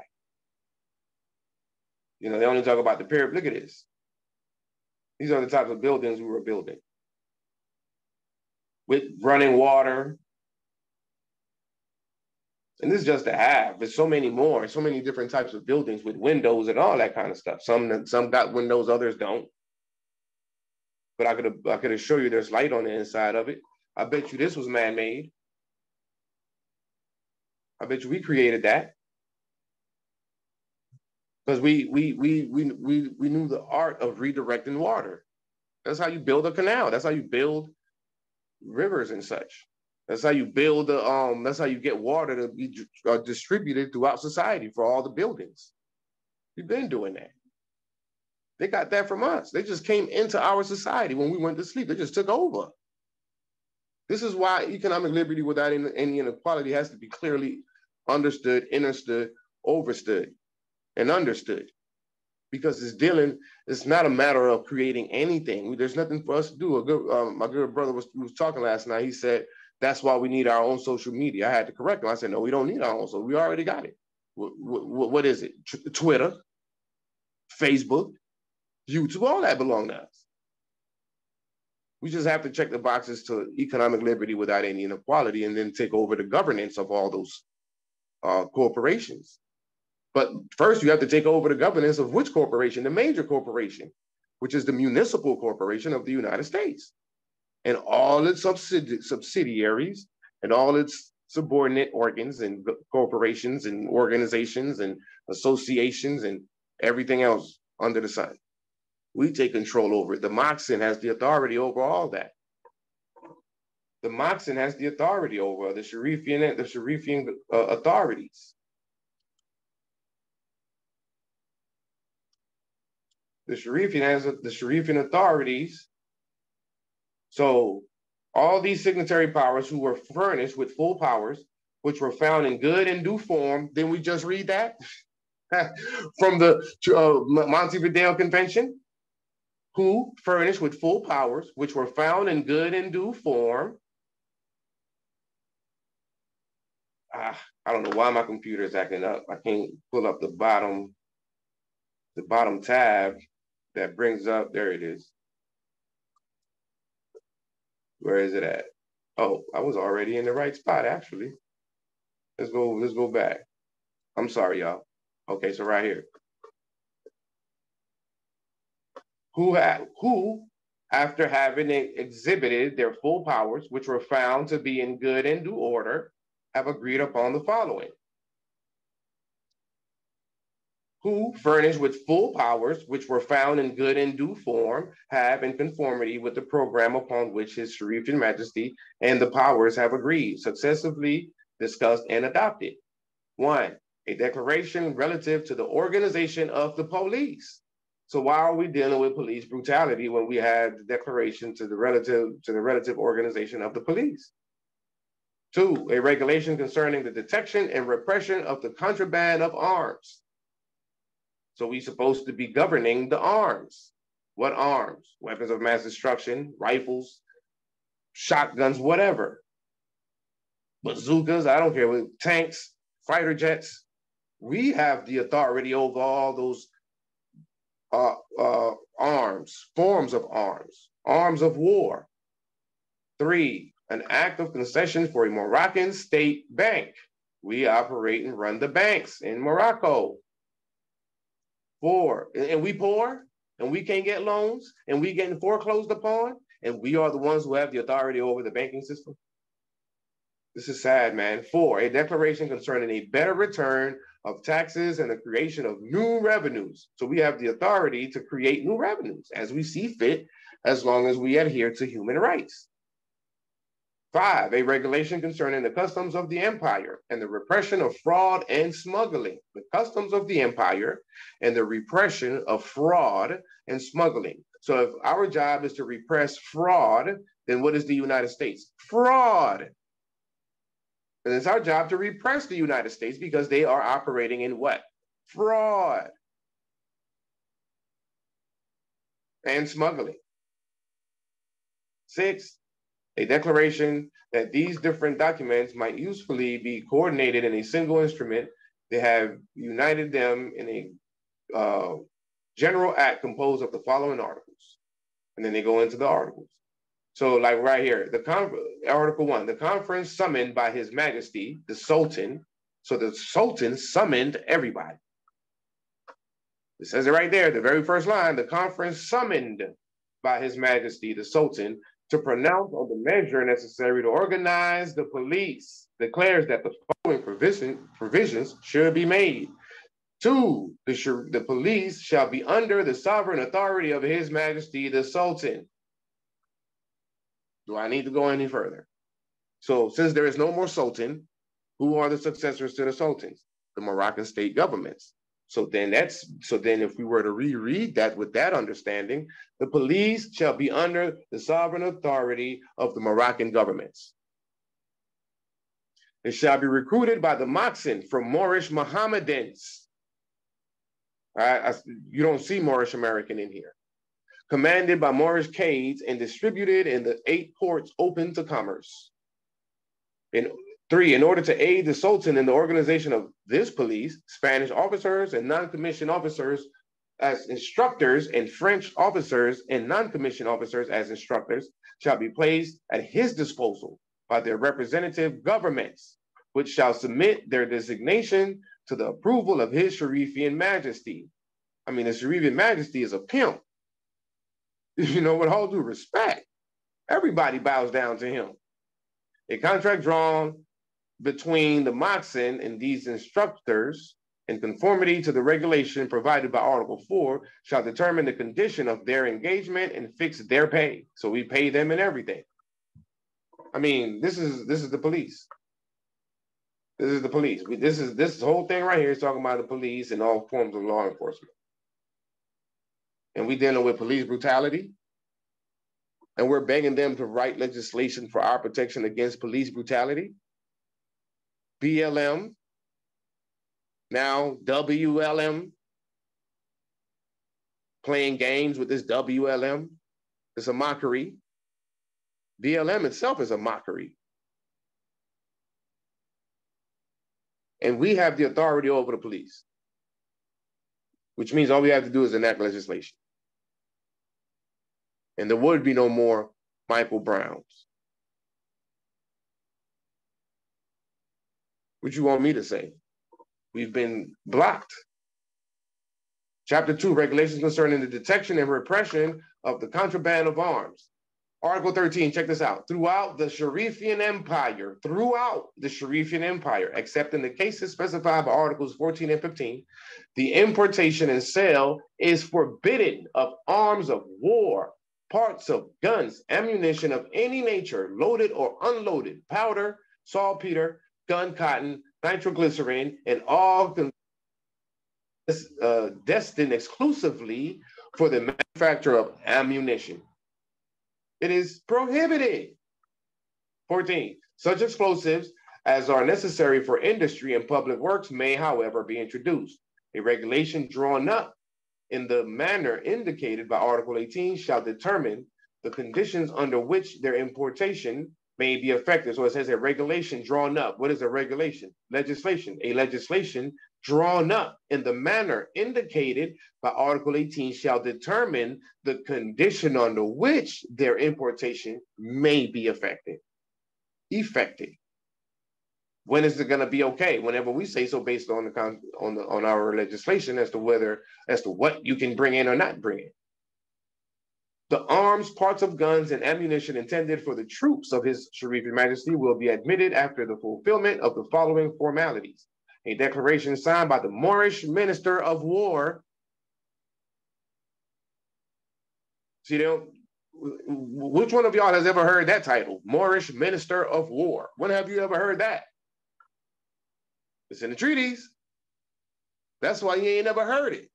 Because you ain't never been studying the treaties. It's nowhere else. It's not in the golden age of the Moors. Moorish Minister of War. And even if it was, he wouldn't even give you the context and the concept behind the term. A declaration assigned by the Moorish Minister of War describing the number and nature of such articles ordered abroad must be presented to the legation of the country of their origin, whose visa shall be affixed thereto. Come on, man. What you want me to say? The importation of sporting and high-priced arms, parts of guns, cartridges, loaded and unloaded, is likewise forbidden. It may nonetheless be authorized for the strictly personal requirements of the importer for supplying the gun shops authorized by Article 18. Article 17, sporting and high-priced arms and the ammunition for the same will be admitted for the strictly personal requirements of the importer on presentation of a permit. So you have to first present a permit that was issued by the representative of the Moxen at Tangier. What you want me to say? It's in here. And we struggling with this. It's in here. We can disarm the police because they didn't get permission from the Moxen to be running around with these guns with a license to kill. Who? When they get on the phone, what they call us, when they get on the little radio, we've got a subject, right? We've got a subject here with a white t-shirt and a Yankee ball cap on. They call us subjects over the radio with a license to kill, despite the fact that we have the authority and the power to shut them down by just taking away their guns. Now you got to run around here with nightsticks like you used to once upon a time. Y'all remember seeing that show? What's his name? Griffin, the guy that played Matlock, Andy Griffin. When he was playing the sheriff, and then he had his deputy. I forget the guy's name. It was kind of like, yeah, you know, you see in them times they used to run around with like a simple revolver, and it was just like 2 of them, 3 of them. But see, the sheriff, the sheriffs, or the sheriff department is totally different than the police department. The police department is an organization, is a foreign corporation that operates on behalf of the corporation. They to protect and serve the corporation. That's your LAPDs, your NYPDs, your NOPDs. That's why they're called policy enforcers. Correct, right? Whereas the sheriffs are more based on the republic. They're the more de jure form of law enforcement. That's why you've seen during the COVID and all that, sheriffs were like against chasing down people that ain't wearing masks. One of these sheriffs, they came on, he said, I didn't take the oath to keep people from to make people wear masks and chasing them down behind masks. I'm here to prevent crime and etc. I'm not dealing with that. A lot of sheriffs were coming out speaking against that. But you ain't seen no police commissioner coming out speaking against that. The sheriff department and his deputies are the more constitutional officers of the United States. Al-Sharif. But no, our Sharif is not of the United States. Our Sharif, our Sharif got authority over their sheriff. No, I'm talking about that's who they posing as. Oh, that's yeah, the Arabic word. Yeah. They're using our name. They're using the name Sharif. Yeah. They use the seal. They even use the seal with the 7-pointed star. Yep. Indeed. The Crescent City in New Orleans, they use the crescent and the star. That's their flag. That's their symbol. Even the police department use it, actually. So, yeah. What you want me to say? I didn't write this. The trade in sporting and high-priced arms not rifled of foreign manufacturer, as well as the ammunition pertaining to the same, shall be regulated as soon as circumstances permit by a Sharifian decision made in conformity with the advice of a majority of the diplomatic body at Tangier. Only such persons as have secured a special and temporary license from the Moorish government shall be allowed to open and operate retail shops for the sale of sporting guns and ammunition. The license shall only be given at the written request of the applicant, endorsed by the legation or by his legation. So his legation, his embassy, his consulate. If you're French, then your French legation got to endorse it, and then the Moorish government will allow you a temporary license. So when we have our states in full powers, one of our legislative acts and one of our acts can be getting those records of who they sold arms to, and where they're receiving them from. That could be one of your legislation. And then enforce it. You know, that's called taking control of the weapons of war, the guns and all that. I mean, but it says it right here, loud and clear, that the temporary license must come from the Moorish government. I didn't make that up. This is so much in this treaty is ridiculous, man. We've already went over it, you know, active concession of a state bank, Article 31. A bank shall be established in Morocco under the name of the State Bank of Morocco. Like, you can't make this stuff up, man. It's right there in the treaties.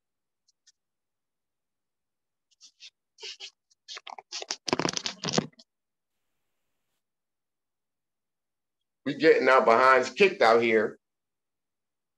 And the whole time, we got the authority.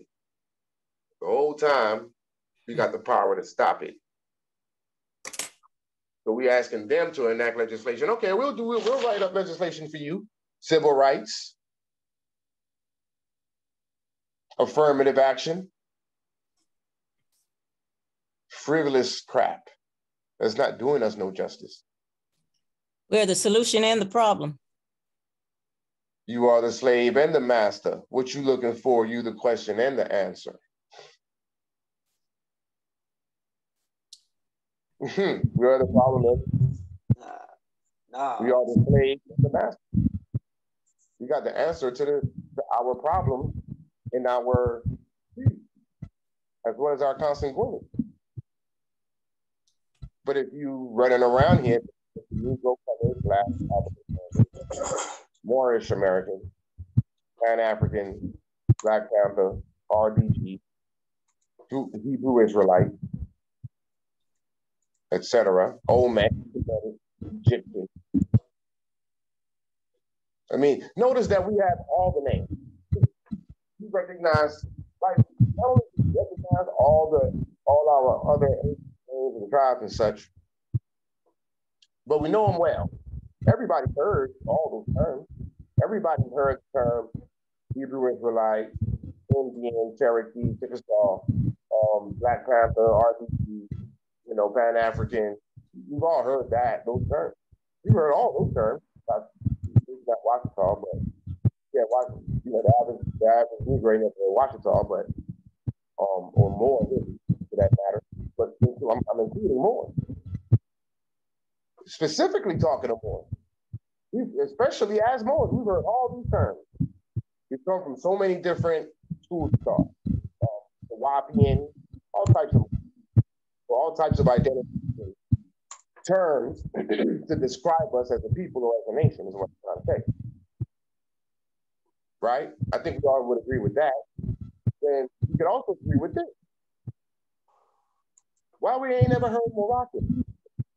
I ain't never heard Moroccan. I mean, deep, but not to the degree it relates to us. I ain't never heard Sharif. And more subject. I've never heard of that. Why we've never heard everything else. We can give each other a rundown on everything else. Our African history, Montezuma,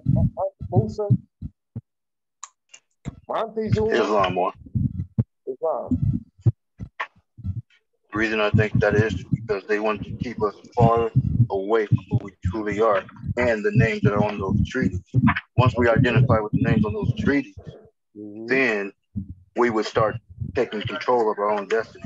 But as long as we keep calling ourselves Black, Negro, colored, and so on and so forth, we don't have no standing in this treaty. So that was the whole idea. Thank you, brother. I was hoping someone would ask that. That's correct. That's correct. 100%. By the way, y'all, this is the Wazir from New Mecca. Here. Islam, Morris. Islam. I'm glad to be here. I'm glad you're here, brother. And I'm glad you showed your wisdom. Yes. I'm in the process of trying to get these documents out so we can send them to the colonists, the foreigners, and be that much more ahead of the game.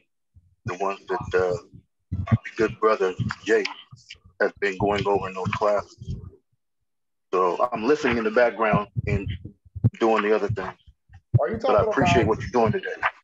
Thanks, brother. Are you talking about the 55-page document that took him all kind of time to put this together, and then he turned around and gave it to us for free? I sent that out already about 3 weeks ago. I'm working on the second one. The 33. Working on the 33. Yeah, I did. Yes, sir. Yes. Getting ready to send out like 3-4 weeks ago. The wise here dropping the ball. Yeah, I gotta do a little better. I gotta so we can get it out. So the Kazi did his job. Right. So yeah, man, I'm listening, but I'm enjoying the conversation. But also one thing I wanted to bring up is that issue with the desegregation, man, that really hurt the Moor subjects a lot, man, because a lot of their businesses were shut down and they started going over to the foreigners corporation or businesses and giving their money to them when the Moor subjects was losing money, just like they did with the baseball program that the Moors had. You know, they closed them down by integrating baseball. So, you know, there was a lot of money lost by the Moor subjects in those areas. And then they get treated still as third, fourth class citizens, you know, when they give them their money. It's ridiculous. Well, that was what integration was all about. Exactly. They wanted to close the competition out, the Moorish competition, and give it to mostly the European and foreigners. And we fell for it. Not to mention our children were outperforming theirs in the school systems that we had. Absolutely. Then we had, go ahead. No, go ahead, brother. Go ahead. I was just saying, also, Martin Luther King said, you know, he took his people ran them into a burning house. And that's exactly what happened. A lot of people didn't catch that what he was saying. But what he was saying is that, you know, we're in our own land and we're being treated like third-class citizens and we're being mistreated. But there's a way. There's salvation. Statehood. Yep. And that's why he said you're going to reach the mountaintop, and I may not be there to be with you, but you will get there. It's the mountaintop. You know what I'm saying? Top of the pyramid. Right. You know, exactly. Taking our affairs and taking our place in the affairs of men. I wanted to add to what you were saying in terms of the losing our businesses and the baseball teams, and I think the same thing happened with the NBA. It was called the Negro League or something. But yeah, that's what they did with the lotto, because at the time, you know, the Harlem Renaissance, they were running numbers. So they took that and then they turned around and turned it into the lottery. Because it's still running numbers. Exactly. It's just legal, you know? Exactly. Same thing with the alcohol. You know? Credit card system as well. The credit card came from a more. Yeah. Did you catch that earlier tonight when you mentioned Barnum Bailey Circus, the world's greatest circus? Yes. You know what? That was the Moors. And, you know, I grew up watching that circus like every summer or some shit like that in New York. And I thought it was all white people doing that stuff. Right. You know? But that was ours. They took over that business as well. Mm-hmm. Exactly. They took over everything. That's what the integration was all about. And that's what brings you back to the former Moors. We lost all our power and authority. You know, it's hard, man. That's real right there. You know, it was the circus, all that. It all comes. You know? But then we don't know about a lot of these things. You didn't know these histories, but that's why you thought they were white. You never heard of Walter Brister? Who's ever heard of Walter Brister? But like I was saying, though, when the good brother chimed in with his comment, gratitude to the wazir, you know, that's why I never heard the term Moroccan or anything dealing with it.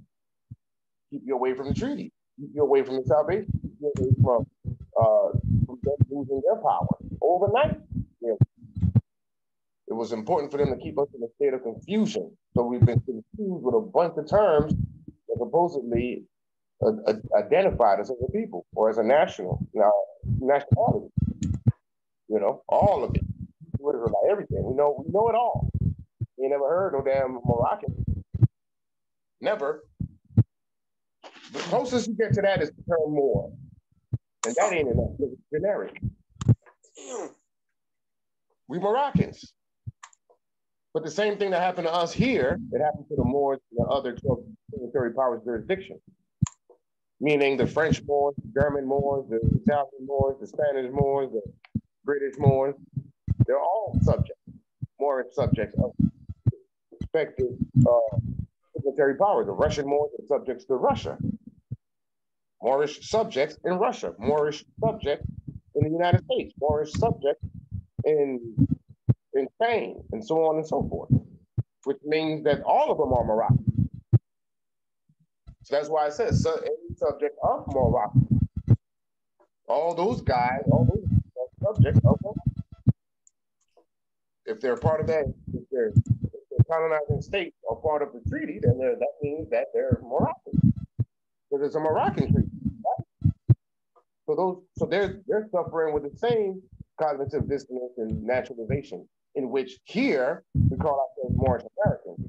Over there, they're calling themselves Moorish Germans or Moorish French Moors or Portuguese Moors. We ain't none of that. All of us are simply Moroccans. They really they did something with that pen. But it was our reactions again. We were just picking our feet up, snoozing.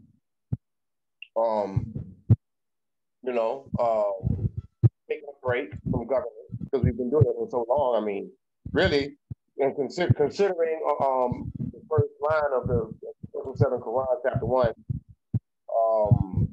time never was when man was not. That means we've always been here. We've always been together. So can't put time on it.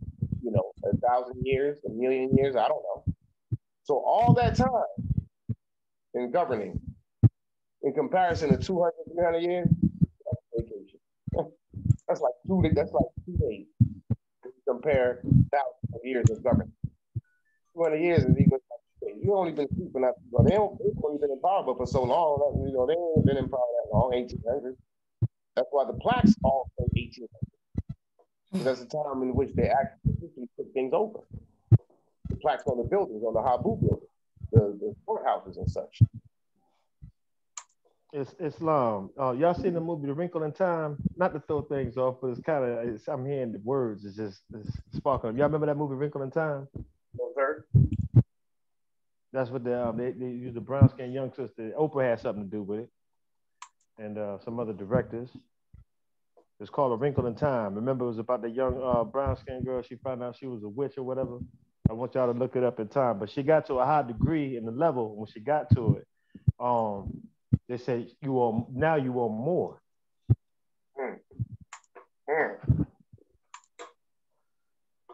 I did see that movie, but I can't remember all of it. Yeah, I mean, when you remember when she got inside, she got to the highest degree. And when she got to the highest form, she realized they announced it right there. Said, now you owe more. I was like, come on. Wow. So yeah, I saw that movie, but I don't remember that either. I'm gonna have to watch that again. Yeah, I have. I'm gonna send some information on the Telegraph, y'all. I got a list of every movie, and I'm gonna send the time frame that it's in.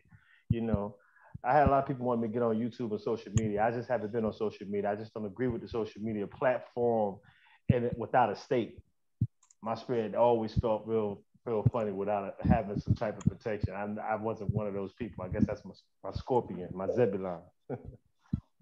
You know, another great movie too was National Treasure. That unfolds a lot of people. If you remember, National Treasure, I remember that, and all the wealth, that belonged to us. Yep. Oh man. But the real key to it was that Nicolas Cage was a treasure hunter, and he was hunting this Egyptian treasure, and he went all around the world, including Egypt, and couldn't find it. At the end of the movie, guess where he found it? Under a church in Philadelphia, in Morocco. In Morocco. And when he got into the tomb, it was nothing but Egyptian relics. A bunch of it. It was like a football field long or big or whatever. You know, he had to light up the place with it lit up everything. It just lit everything up. And it was Go ahead. That's also like that movie with what's his name? There's a series. Halle Berry was the last one they played. He was the guy that everybody was afraid of him in. He had a contract out on him. John Wick. John Wick. Yeah, and the last one, he wanted to go above the high table. Where did he have to go? He had to go to Morocco. He had to go to Morocco, Casablanca, and he had to walk across the hot burning sand. Then he passed out. Then the Moor came with the camel, picked him up, took him to the tent where the head Moor was, and made him chop his fingers off in exchange for taking the contract off his head. Yep. Yeah, since y'all talk about movies, I got one for you. Martin Lawrence, The Black Knight. Yep. That's a great one because in that movie, Martin was suffering from cognitive dissonance. Also, the one with Will Smith. You're right. The Will Smith and they kept calling him more Adam West or something like that. You're talking about the Wild Wild West. Wild Wild West, yes. Yep. They kept calling him Moors, and they was the Martin in particular. He really was suffering from cognitive dissonance. He didn't know what they were talking about, and they were treating him like a king. You know, they thought he was the messenger from Normandy. What's that corner in what's that corner street in Crenshaw? It's something in Normandy. That was come on, man. Y'all gotta know. Something in Normandy. That's who he thought they were, that's what he thought they were talking about. Florence and Normandy, I think it's called. It's a famous corner in Crenshaw. You know, in all the movies and stuff, the rappers would talk about it. So he thought that he was in, that's what they were referring to him when he was, that's what they were referring to him as when they kept saying that he was the messenger of Normandy. He said, "You mean Florence and Normandy?" That was funny, but the point is that he had no idea, you know, because remember he came from the 21st century, 17th or 15th or 16th century, just like that. Did you notice the numbers on his green shirt? 23. 2 and 3 is 5. I ain't never noticed that. What 5 is? Yeah, 5-point star. Oh yeah, true. And he was teaching everybody everything. Right. And then he was sitting there. He was sitting there playing. That was the Green Star, 23. Yeah, he was sitting there playing, and then you notice the sister's number. He said, "Let me get your number." She said 7. Her number was 7. And wow. and then he was sitting there playing chess, a game that we invented with the dude that was trying to kill him. Right. They kept calling him more. And he kept saying, I'm tired of this term more. What are they saying? It was a brilliant depiction of our condition, mental condition. It's exactly what we're dealing with. You know. The other movie was Robin Hood with Morgan Freeman. Yeah, that was a good one too. More. What kind of name is? What was his name in the movie? Nassim. Yeah, and he said, "What kind of name is Mazin?" He said, "Mortish." Mortish. He scared him. Yep. I mean, hell, he even played God. Imagine that. Yeah, but also in that movie with Robin Hood, you notice he was teaching a lot. You know, a lot of the foreigners, man, they didn't understand with the telescope that he had. Exactly. Right. Yeah, and then he was showing them how to fight because they didn't know how to do that very well with a sword. He was doing a lot of teaching in that movie. Yeah. Has anybody seen the series The Resurrection of what is it called? It was about the Ottoman Empire. And it wasn't the Ottomans, that series, but it was another Resurrection of Ertugrul. And he was, they were talking about the Ottomans. And in a scene, of course, they're all pale faces. And in the scene, the mother's talking about her son, and she calls him her swarthy son. I said, check that out. How about Bernie Mac had a movie out called I forget the name of the movie, but his daughter married a Caucasian, and there's a scene in the movie where they at the hotel and they having a Shriners convention, and he slapped the fez off the dude's head. Wasn't that Guess Who's Coming to Dinner? Yeah, I remember that. Yep. Yeah. Yep. With Kitchener, whatever that guy's name is. Yeah. Yeah. They have a lot of movies. That's how they play. That's one of the ways they clear their karmic debt is by putting out movies. That's one of the ways they think they clear their karmic debt. Well, no, I think maybe you're right. Think, but they know how to work on our ancient practices. Right, but see, what we say and what the mothers say is that your karma is gonna be applicable in the same way that you put it out. That's the way it's gonna come back to you. So if you were screaming lies and whispering and barely speaking the truth, then your karma is gonna be the same way. Well, I'm not sure I agree with that because their karma is gonna be based in the truth. That's how they're gonna be exposed is with the truth. It won't happen with a lie. You gotta also remember that one of the reasons why we fail is because of our karma. We weren't dealing with karma, not necessarily them. I would always say I don't absolve them of any wrongdoing by any means, but at the end of the day, man, what do you think they learned? The original masters, slave masters, and colonizers, and all the above. They learn all that stuff because we applied it to them. So now what? Karma came back around, bit us in the butt. Right? And the whole time we've been asleep, they've been running mayhem. Right? So So the karma has come back, and now we're sending them back down. You know, and their karma, what they got to do is proof in order for all this to be exposed, and then justice to prevail.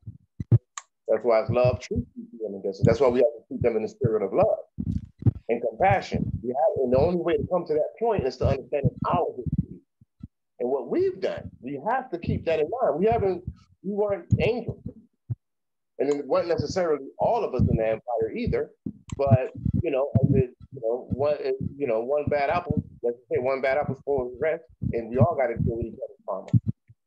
But you see it in real time in today's manifestation, because you are who your ancestors was, regardless of what. So, for example, what I mean is it's in the bloodline. The sellout is in the bloodline.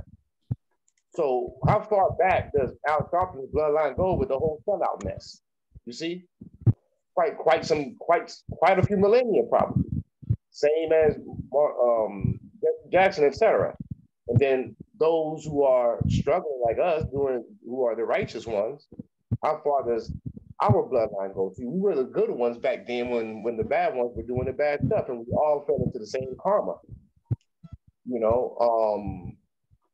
But we did our part, their part. We come together in peace and friendship, and what's up with the ranch? Because at the end of the day, you're in a protectorate status on paper as it relates to the treaties. You flipped it on us, but at the end of the day, you are the one who's in a protected status because you're in our land, right? We are the governing the land and all its resources and all its people. So that's what it's going to go back to. So don't think for 1 second, and I hope Moors don't. This is what we got to get Moors away from. It's the mindset of potentially re-enslaving them and locking them away on some island and roping them off and whatever other cruelty we think that we should perform upon them because of what they did to us. We can't operate like that. We can't think like that. We can't do it like that. And besides, no, I'm not thinking like that in any way, shape, form, or fashion. The karma's still going to be justified. Hold on, somebody. Okay, thank you. Go ahead, sister. Go ahead, sister. Go ahead, sister. Can you hear me?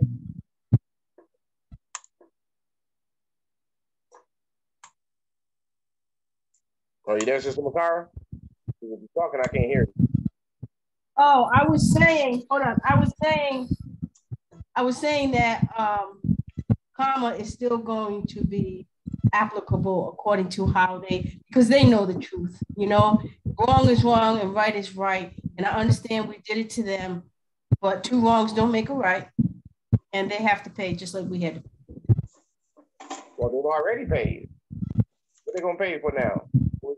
That's the only thing else to do is to put them back into slavery, which then the cycle continues again. That's the point that I'm trying to make. How they're going to pay is by paying rent and going under our authority. That's what they don't want to do. That's bad enough punishment for them.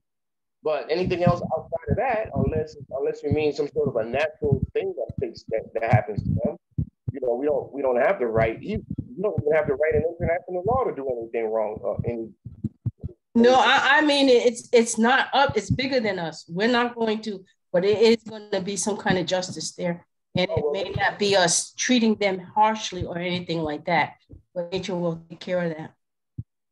Well, maybe the same way nature took care of us. I'm bringing it back to us because I got to keep saying it, man. We started this whole mess first of all by creating them.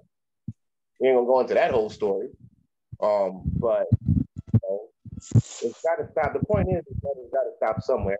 Whatever nature does, it does. But as it relates to humanity, it's got to stop somewhere. And who's in charge of who's in charge of that? Who are the ones who trusted by Allah to reign in the order? The Moors. So it's up to us to make it so. And the only way to do so is under love, truth, peace, freedom, and justice. But whatever karma they may have to deal with as it relates to nature, and it is what it is. Maybe it would be, there's a lot of predictions that the sun's gonna burn them all off. I don't know how realistic that is, but it's relevant.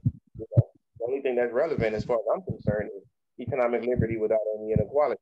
Where's the taxes? Where's the rent? Taking control of the arm, taking control of the banking system, taking control of the entire system. That's punishment for them. But it ain't even punishment. It's just mom and dad is back home. That is true. That is true. That is punishment for them. That's right. So yeah, that is big time punishment. They've been fighting so much the whole reign to keep us away from this. And keep in mind that, and also the other thing that we got to keep in mind is that there are wars behind the same white people that we're talking about, right? Orchestrating things behind the scenes. So it ain't even them by themselves, is the other point. It's what you call a Mameluke. All right. Let's go back to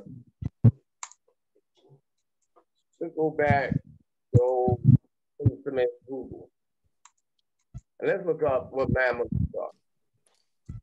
M-A-M-L-U-K. You see that? Before we go into the pictures, the images, Mamluk, also called Mameluke, slave soldier, member of one of the armies of slaves established during the Abbasid era that later won political control of several Muslim states. Mamelukes are slave soldiers. Mameluke is a term most commonly referring to non-Arab, ethnically diverse slave soldiers and free slaves who are assigned military and administrative admin duties, i.e. presidents, governments, serving the ruling Arab dynasty in the Muslim world. This is what they look like. You know, the Mamluks, slave soldier, but they weren't soldiers, also administrative. So these same so-called Caucasians, white people or whatever, don't think for 1 second that they operating and doing all these things on their own. They're being directed by Moors behind us. What type of Moors? British Moors, probably. More than likely, they're the ones who signed the Constitution with them, the British Moors. Great Britain is who got a lot to do with a lot of this stuff. The British Moor. Let's look at a Brutish Moor. What does a Brutish Moor look like? Let's look at what a Brutish Moor looks like. King, right here. King George the Moor. Let's look at what a Brutish Moor looks like. His most sacred majesty, King George III. You see him? Look at that afro. Look at that afro. Don't think for 1 second that there is no Moors behind these people. They ain't doing this on their own. Who's the karma really going? The Brutish Moors or any more than behind them. So that's why when people talk this crap about the white man is the devil, you can't, it's ignorant. It's absolute ignorance. We're not operating on their own. On Django. Remember Django? Remember? Yep. Remember him saying, "Who's that on that nag?" Yeah. Okay. So now, what's his name? What was his name? You got Carl Candy, which was Leonardo DiCaprio, and then you had Samuel L. Jackson. I forget his name in the movie. Walking with the cane. So he's yelling, screaming, orders. Who is he? Who is this man on this nag? And then Leonardo DiCaprio tried to, twist it up a little bit and turn it into a little laughter. And he bust out, he laughed with him and then got right back serious. I said, so since when a slave talk to the master like that? He who is as king is as king. He was asking questions. Who is this on the line? My point that I'm trying to say is that DiCaprio and the good brother Sir the Duke of Tears pointed this out. This is where I get this from. The brother DiCaprio, Carl Candy, he was not the slave master of the plantation. He was a Mameluke, a decoy. It was Samuel L. Jackson who's the master of the plantation. There's a scene in the movie where he is the one who was signing the checks. Do you remember the scene when he walked into the room, into the kitchen, into the dining room, and he told Carl Candy, slave master, to get up out the seat and come to the back? And he tried to tell him no, and he kneeled down into his ear. And once he did that, he jumped up and came to the back. Where do they do that at? What type of slave controls his master like that? And then he goes into the back. Here we go, asking questions and pointing out things. What was he pointing out? You know, that girl is here. He's here for that girl. You ain't paying no attention. He's here for that girl. You better go out there and do something about that. Come on, man. He's sitting up in a chair, and Leonardo DiCaprio, he's standing up or something. He's being questioned. This is what's going on in this country, in the world, period. It's Moors behind the whole thing. They show it to you in Django. They showed it to you in John Wick. We just talked about it. He had to go to Morocco to get blessed by the Moor. So he'll take the contract off his head in the United States. And throughout the whole movie, what they call them, the high table or something, nothing but Caucasians. So in the movie, you thinking he going somewhere to go meet with another Caucasian. No, he went to go meet with the Moor. And who helped him get there? Moors. Who? Larry Fishburne and the matriarch, Holly Berry, with 2 dogs, like the sister on the Egyptian walls. Crazy. But it is what it is. There's more behind this, man. That's why we can't be too, we got to really keep things in the proper perspective. Because when this thing opens up, and it will open up, there's going to be a lot that's going to be exposed. And one of the things that's going to be exposed are the Moors who are behind all this stuff. The Prince Hall Moor. You think that people think that the Goulet and the Prince Hall Masons are under the jurisdiction of the white man? No. They're supervising. They're overseeing an operation. They're overseeing the United States to make sure that things go as it's been going. On behalf of who? The Crown. Let's make another point real quick. Watch this. And I don't know if it's true. Queen Elizabeth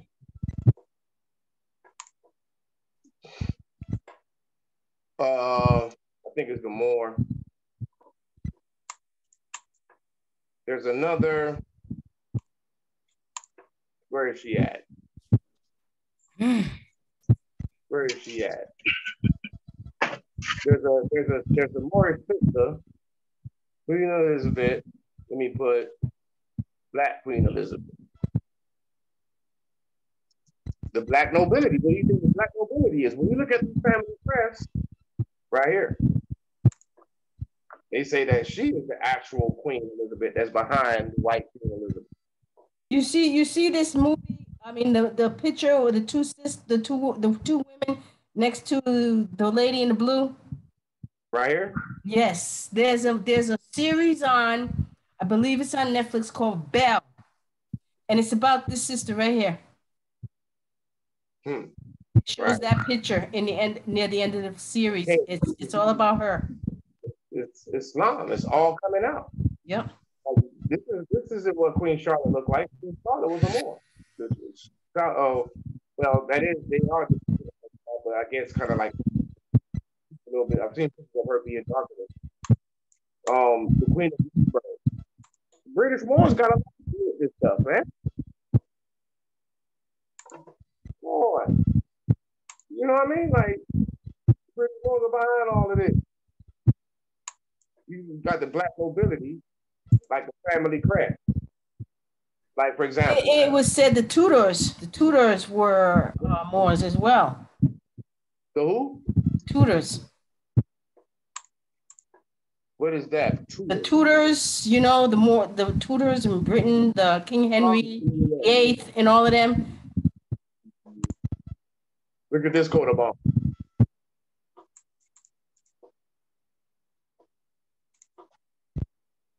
Pope Francis. This is it right here. This is Pope Francis coat of arms. That's why they show him like that. There's another picture of him sitting down on the throne or something, and it was a huge. I'm gonna show it to you. Hold on a second. Let me see. There was a huge coat of arms above him sitting on the throne. Well, anyway, let me show you that coat of arms. I just flashed it. What do you see on there? Where is it at? I just passed it. There it is. You see what you see there? The Moor with the crown and the big earring and the red lip. Well, he's considered the fencing Moor. And this is the coat of arms of the Pope. Come on, man. There's Moors behind these people, bro. There's Moors behind these people. That's why you'll see the pictures of the Pope kneeling down to the Black Madonna or praying to the Black Madonna, which is the original picture of Jesus and Mary, but melanated. The mother, the matriarch holding the baby, which is a star, Heru and Aset, or Horus and Isis.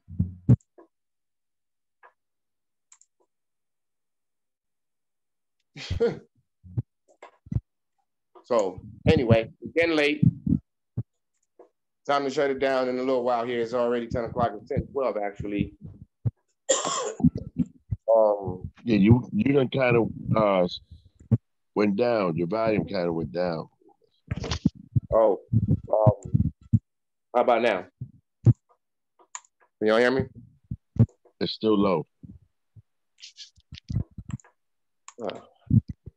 I don't know what that is. Hello? Can you hear me better now? Yeah, I hear you fine. Okay. Whoa. I can't hear him. He's low. He was sounding loud and clear for a minute then. Maybe it's your phone. It might be on your end, because I hear him fine. So, for an announcement, we've got 2 states coming online pretty soon. Out of Texas, the Sister Power's on the line. I think I saw Big Brother Akil on here for a second. He's no longer on here. He's with Dempsey. So they'll be coming online pretty soon. So Islam to that. We're growing. Statehood is growing across Morocco. And we will prevail. We will win. And we will force decolonization and demilitarization. Without a doubt. Without a doubt. Without a doubt. This is divine time. And if we're due for that. This is the 3rd, 4th generation that Prophet Ali was talking about. Right? Moors coming in with their eyes wide open in statehood. The other half that wasn't so. Your eyes are wide open when you start recognizing the other half that wasn't so. It only makes sense.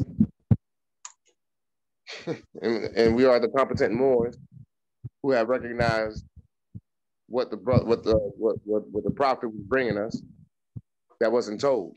And that's with the assistance of AMPAG and the good brother J. Bay. He's the one who basically is putting us all on to this. Right? I remember watching many of the earlier study sessions, and I'm hearing terms like Sharifian authorities and all this stuff, and it intrigued the hell out of me. What is that? What is Moxin? It's a lot of new words I've never heard, but the prophet said you change people's literature, you change the people. We need to change our literature, our lexicon. What states did you say were coming on?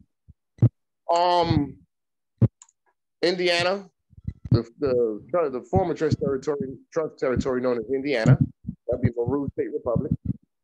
And then Texas, which is DIMPT, D-I-M-P-T. Oh. Okay. Since the Makara is on the line, she's the Sayara for the state. Okay. Peace. Yeah. So they're coming online. Everyone is coming on. These two states are coming online pretty soon. Maru had already did their inauguration, but they had to redo it. The same reason why we had to redo ours, because they did the oath of allegiance instead of the oath of office. When you got to swear in your office, you know. So, but they're basically finished. They're getting ready to deposit, or it's already ratified. The Constitution is already ratified. Now they're getting ready to deposit and promulgate with the United Nations. And Brother Wazir, if you're still on the line, your brother here would be, I think he's scheduled to be in our Wazir roundtable meeting this Saturday. Okay, yeah, I'm on the line. I look forward to meeting the brother then. Islam. Islam. His name is Akil Bey. Islam. Islam. Islam. Islamism. Love, truth, peace, freedom, and justice is what we bring into the world. We're here to reign in the order. We're here to reign in the order. Good news. Islam. And the world is waiting on it. The world is waiting on it. The world is waiting on it. I tell you, the ICJ gonna pick up this case so quick. Are we talking about Moorish governments? What? Are they competent? Let me see. Yeah, they have ratified, deposited, and promulgated their constitution. Oh my goodness, they have acceded to all. They're following instructions finally. We're taking the case. Let's take this case. It's awesome, man. Awesome. And they're gonna be in their Sunday's best, sitting in there on their little high, whatever desk, whatever you call the desk in the courts or whatever. I can't wait to see it. And it's coming, y'all. The United States is gonna have to stand down and come up under the jurisdiction of the authority in Morocco, as the treaty said. Just a little bit that I read, we've seen it. That's the only way the world will start to heal. That's the only way the world will start to heal. Morocco represents the salvation. America is the cares of the world.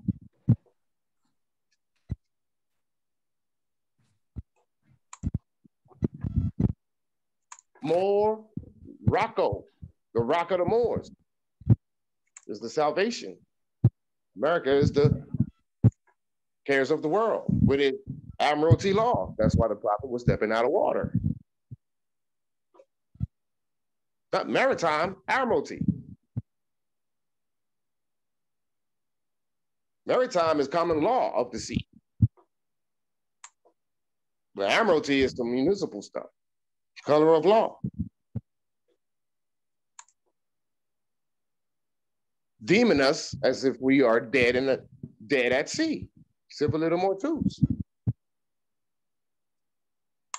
And in doing so, the form is cheat and hypothecation to take over the land on the extraterritoriality. But them days are over, Jack. You're absolutely right. Hey, I got a question. You guys are on a Telegram. How do I get connected so I can get some of that information you guys are sharing over there? You can get to it from my website. The button that says "Learn More." Yes. It'll take you straight to it. Okay, then I'll do that ASAP. Please. Yes. I'm more than happy to have you in there. Okay, appreciate it.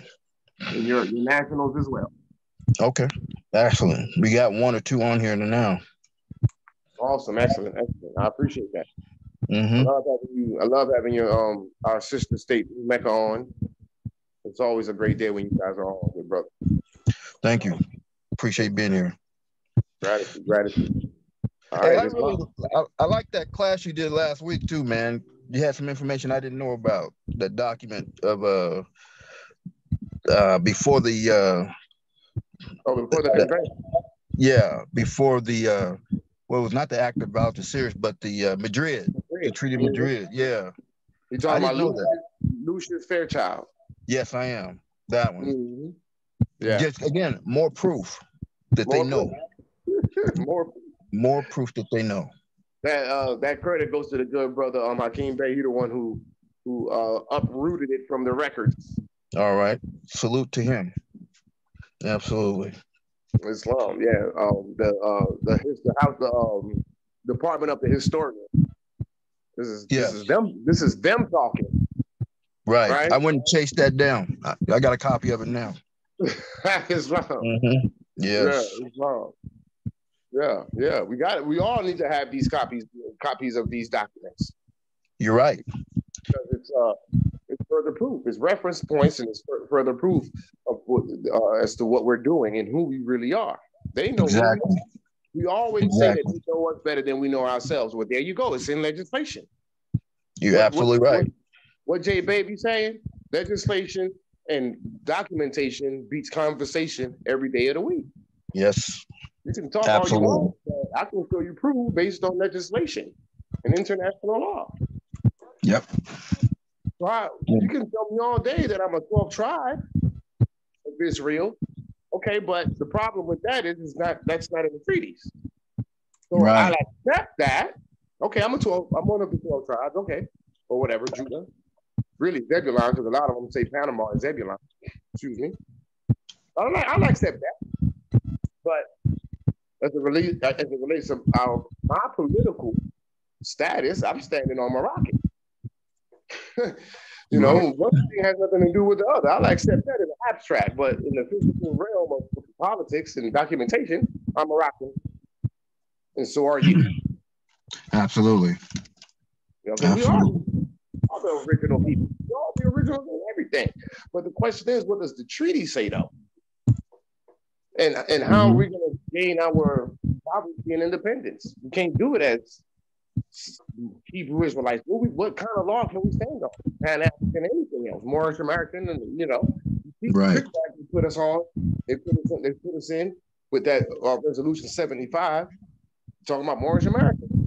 But the Moorish Americans lost their nationality in that document because they literally called them former Moors. Right. Exactly. and thorough Americanization of them. Like, wow. That's called propaganda, man. Propaganda against the Moors. And it was done by the Moors.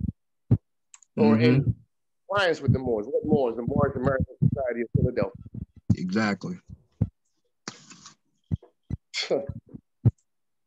Islam. So with that, I'll start beginning to close. So it won't get too late.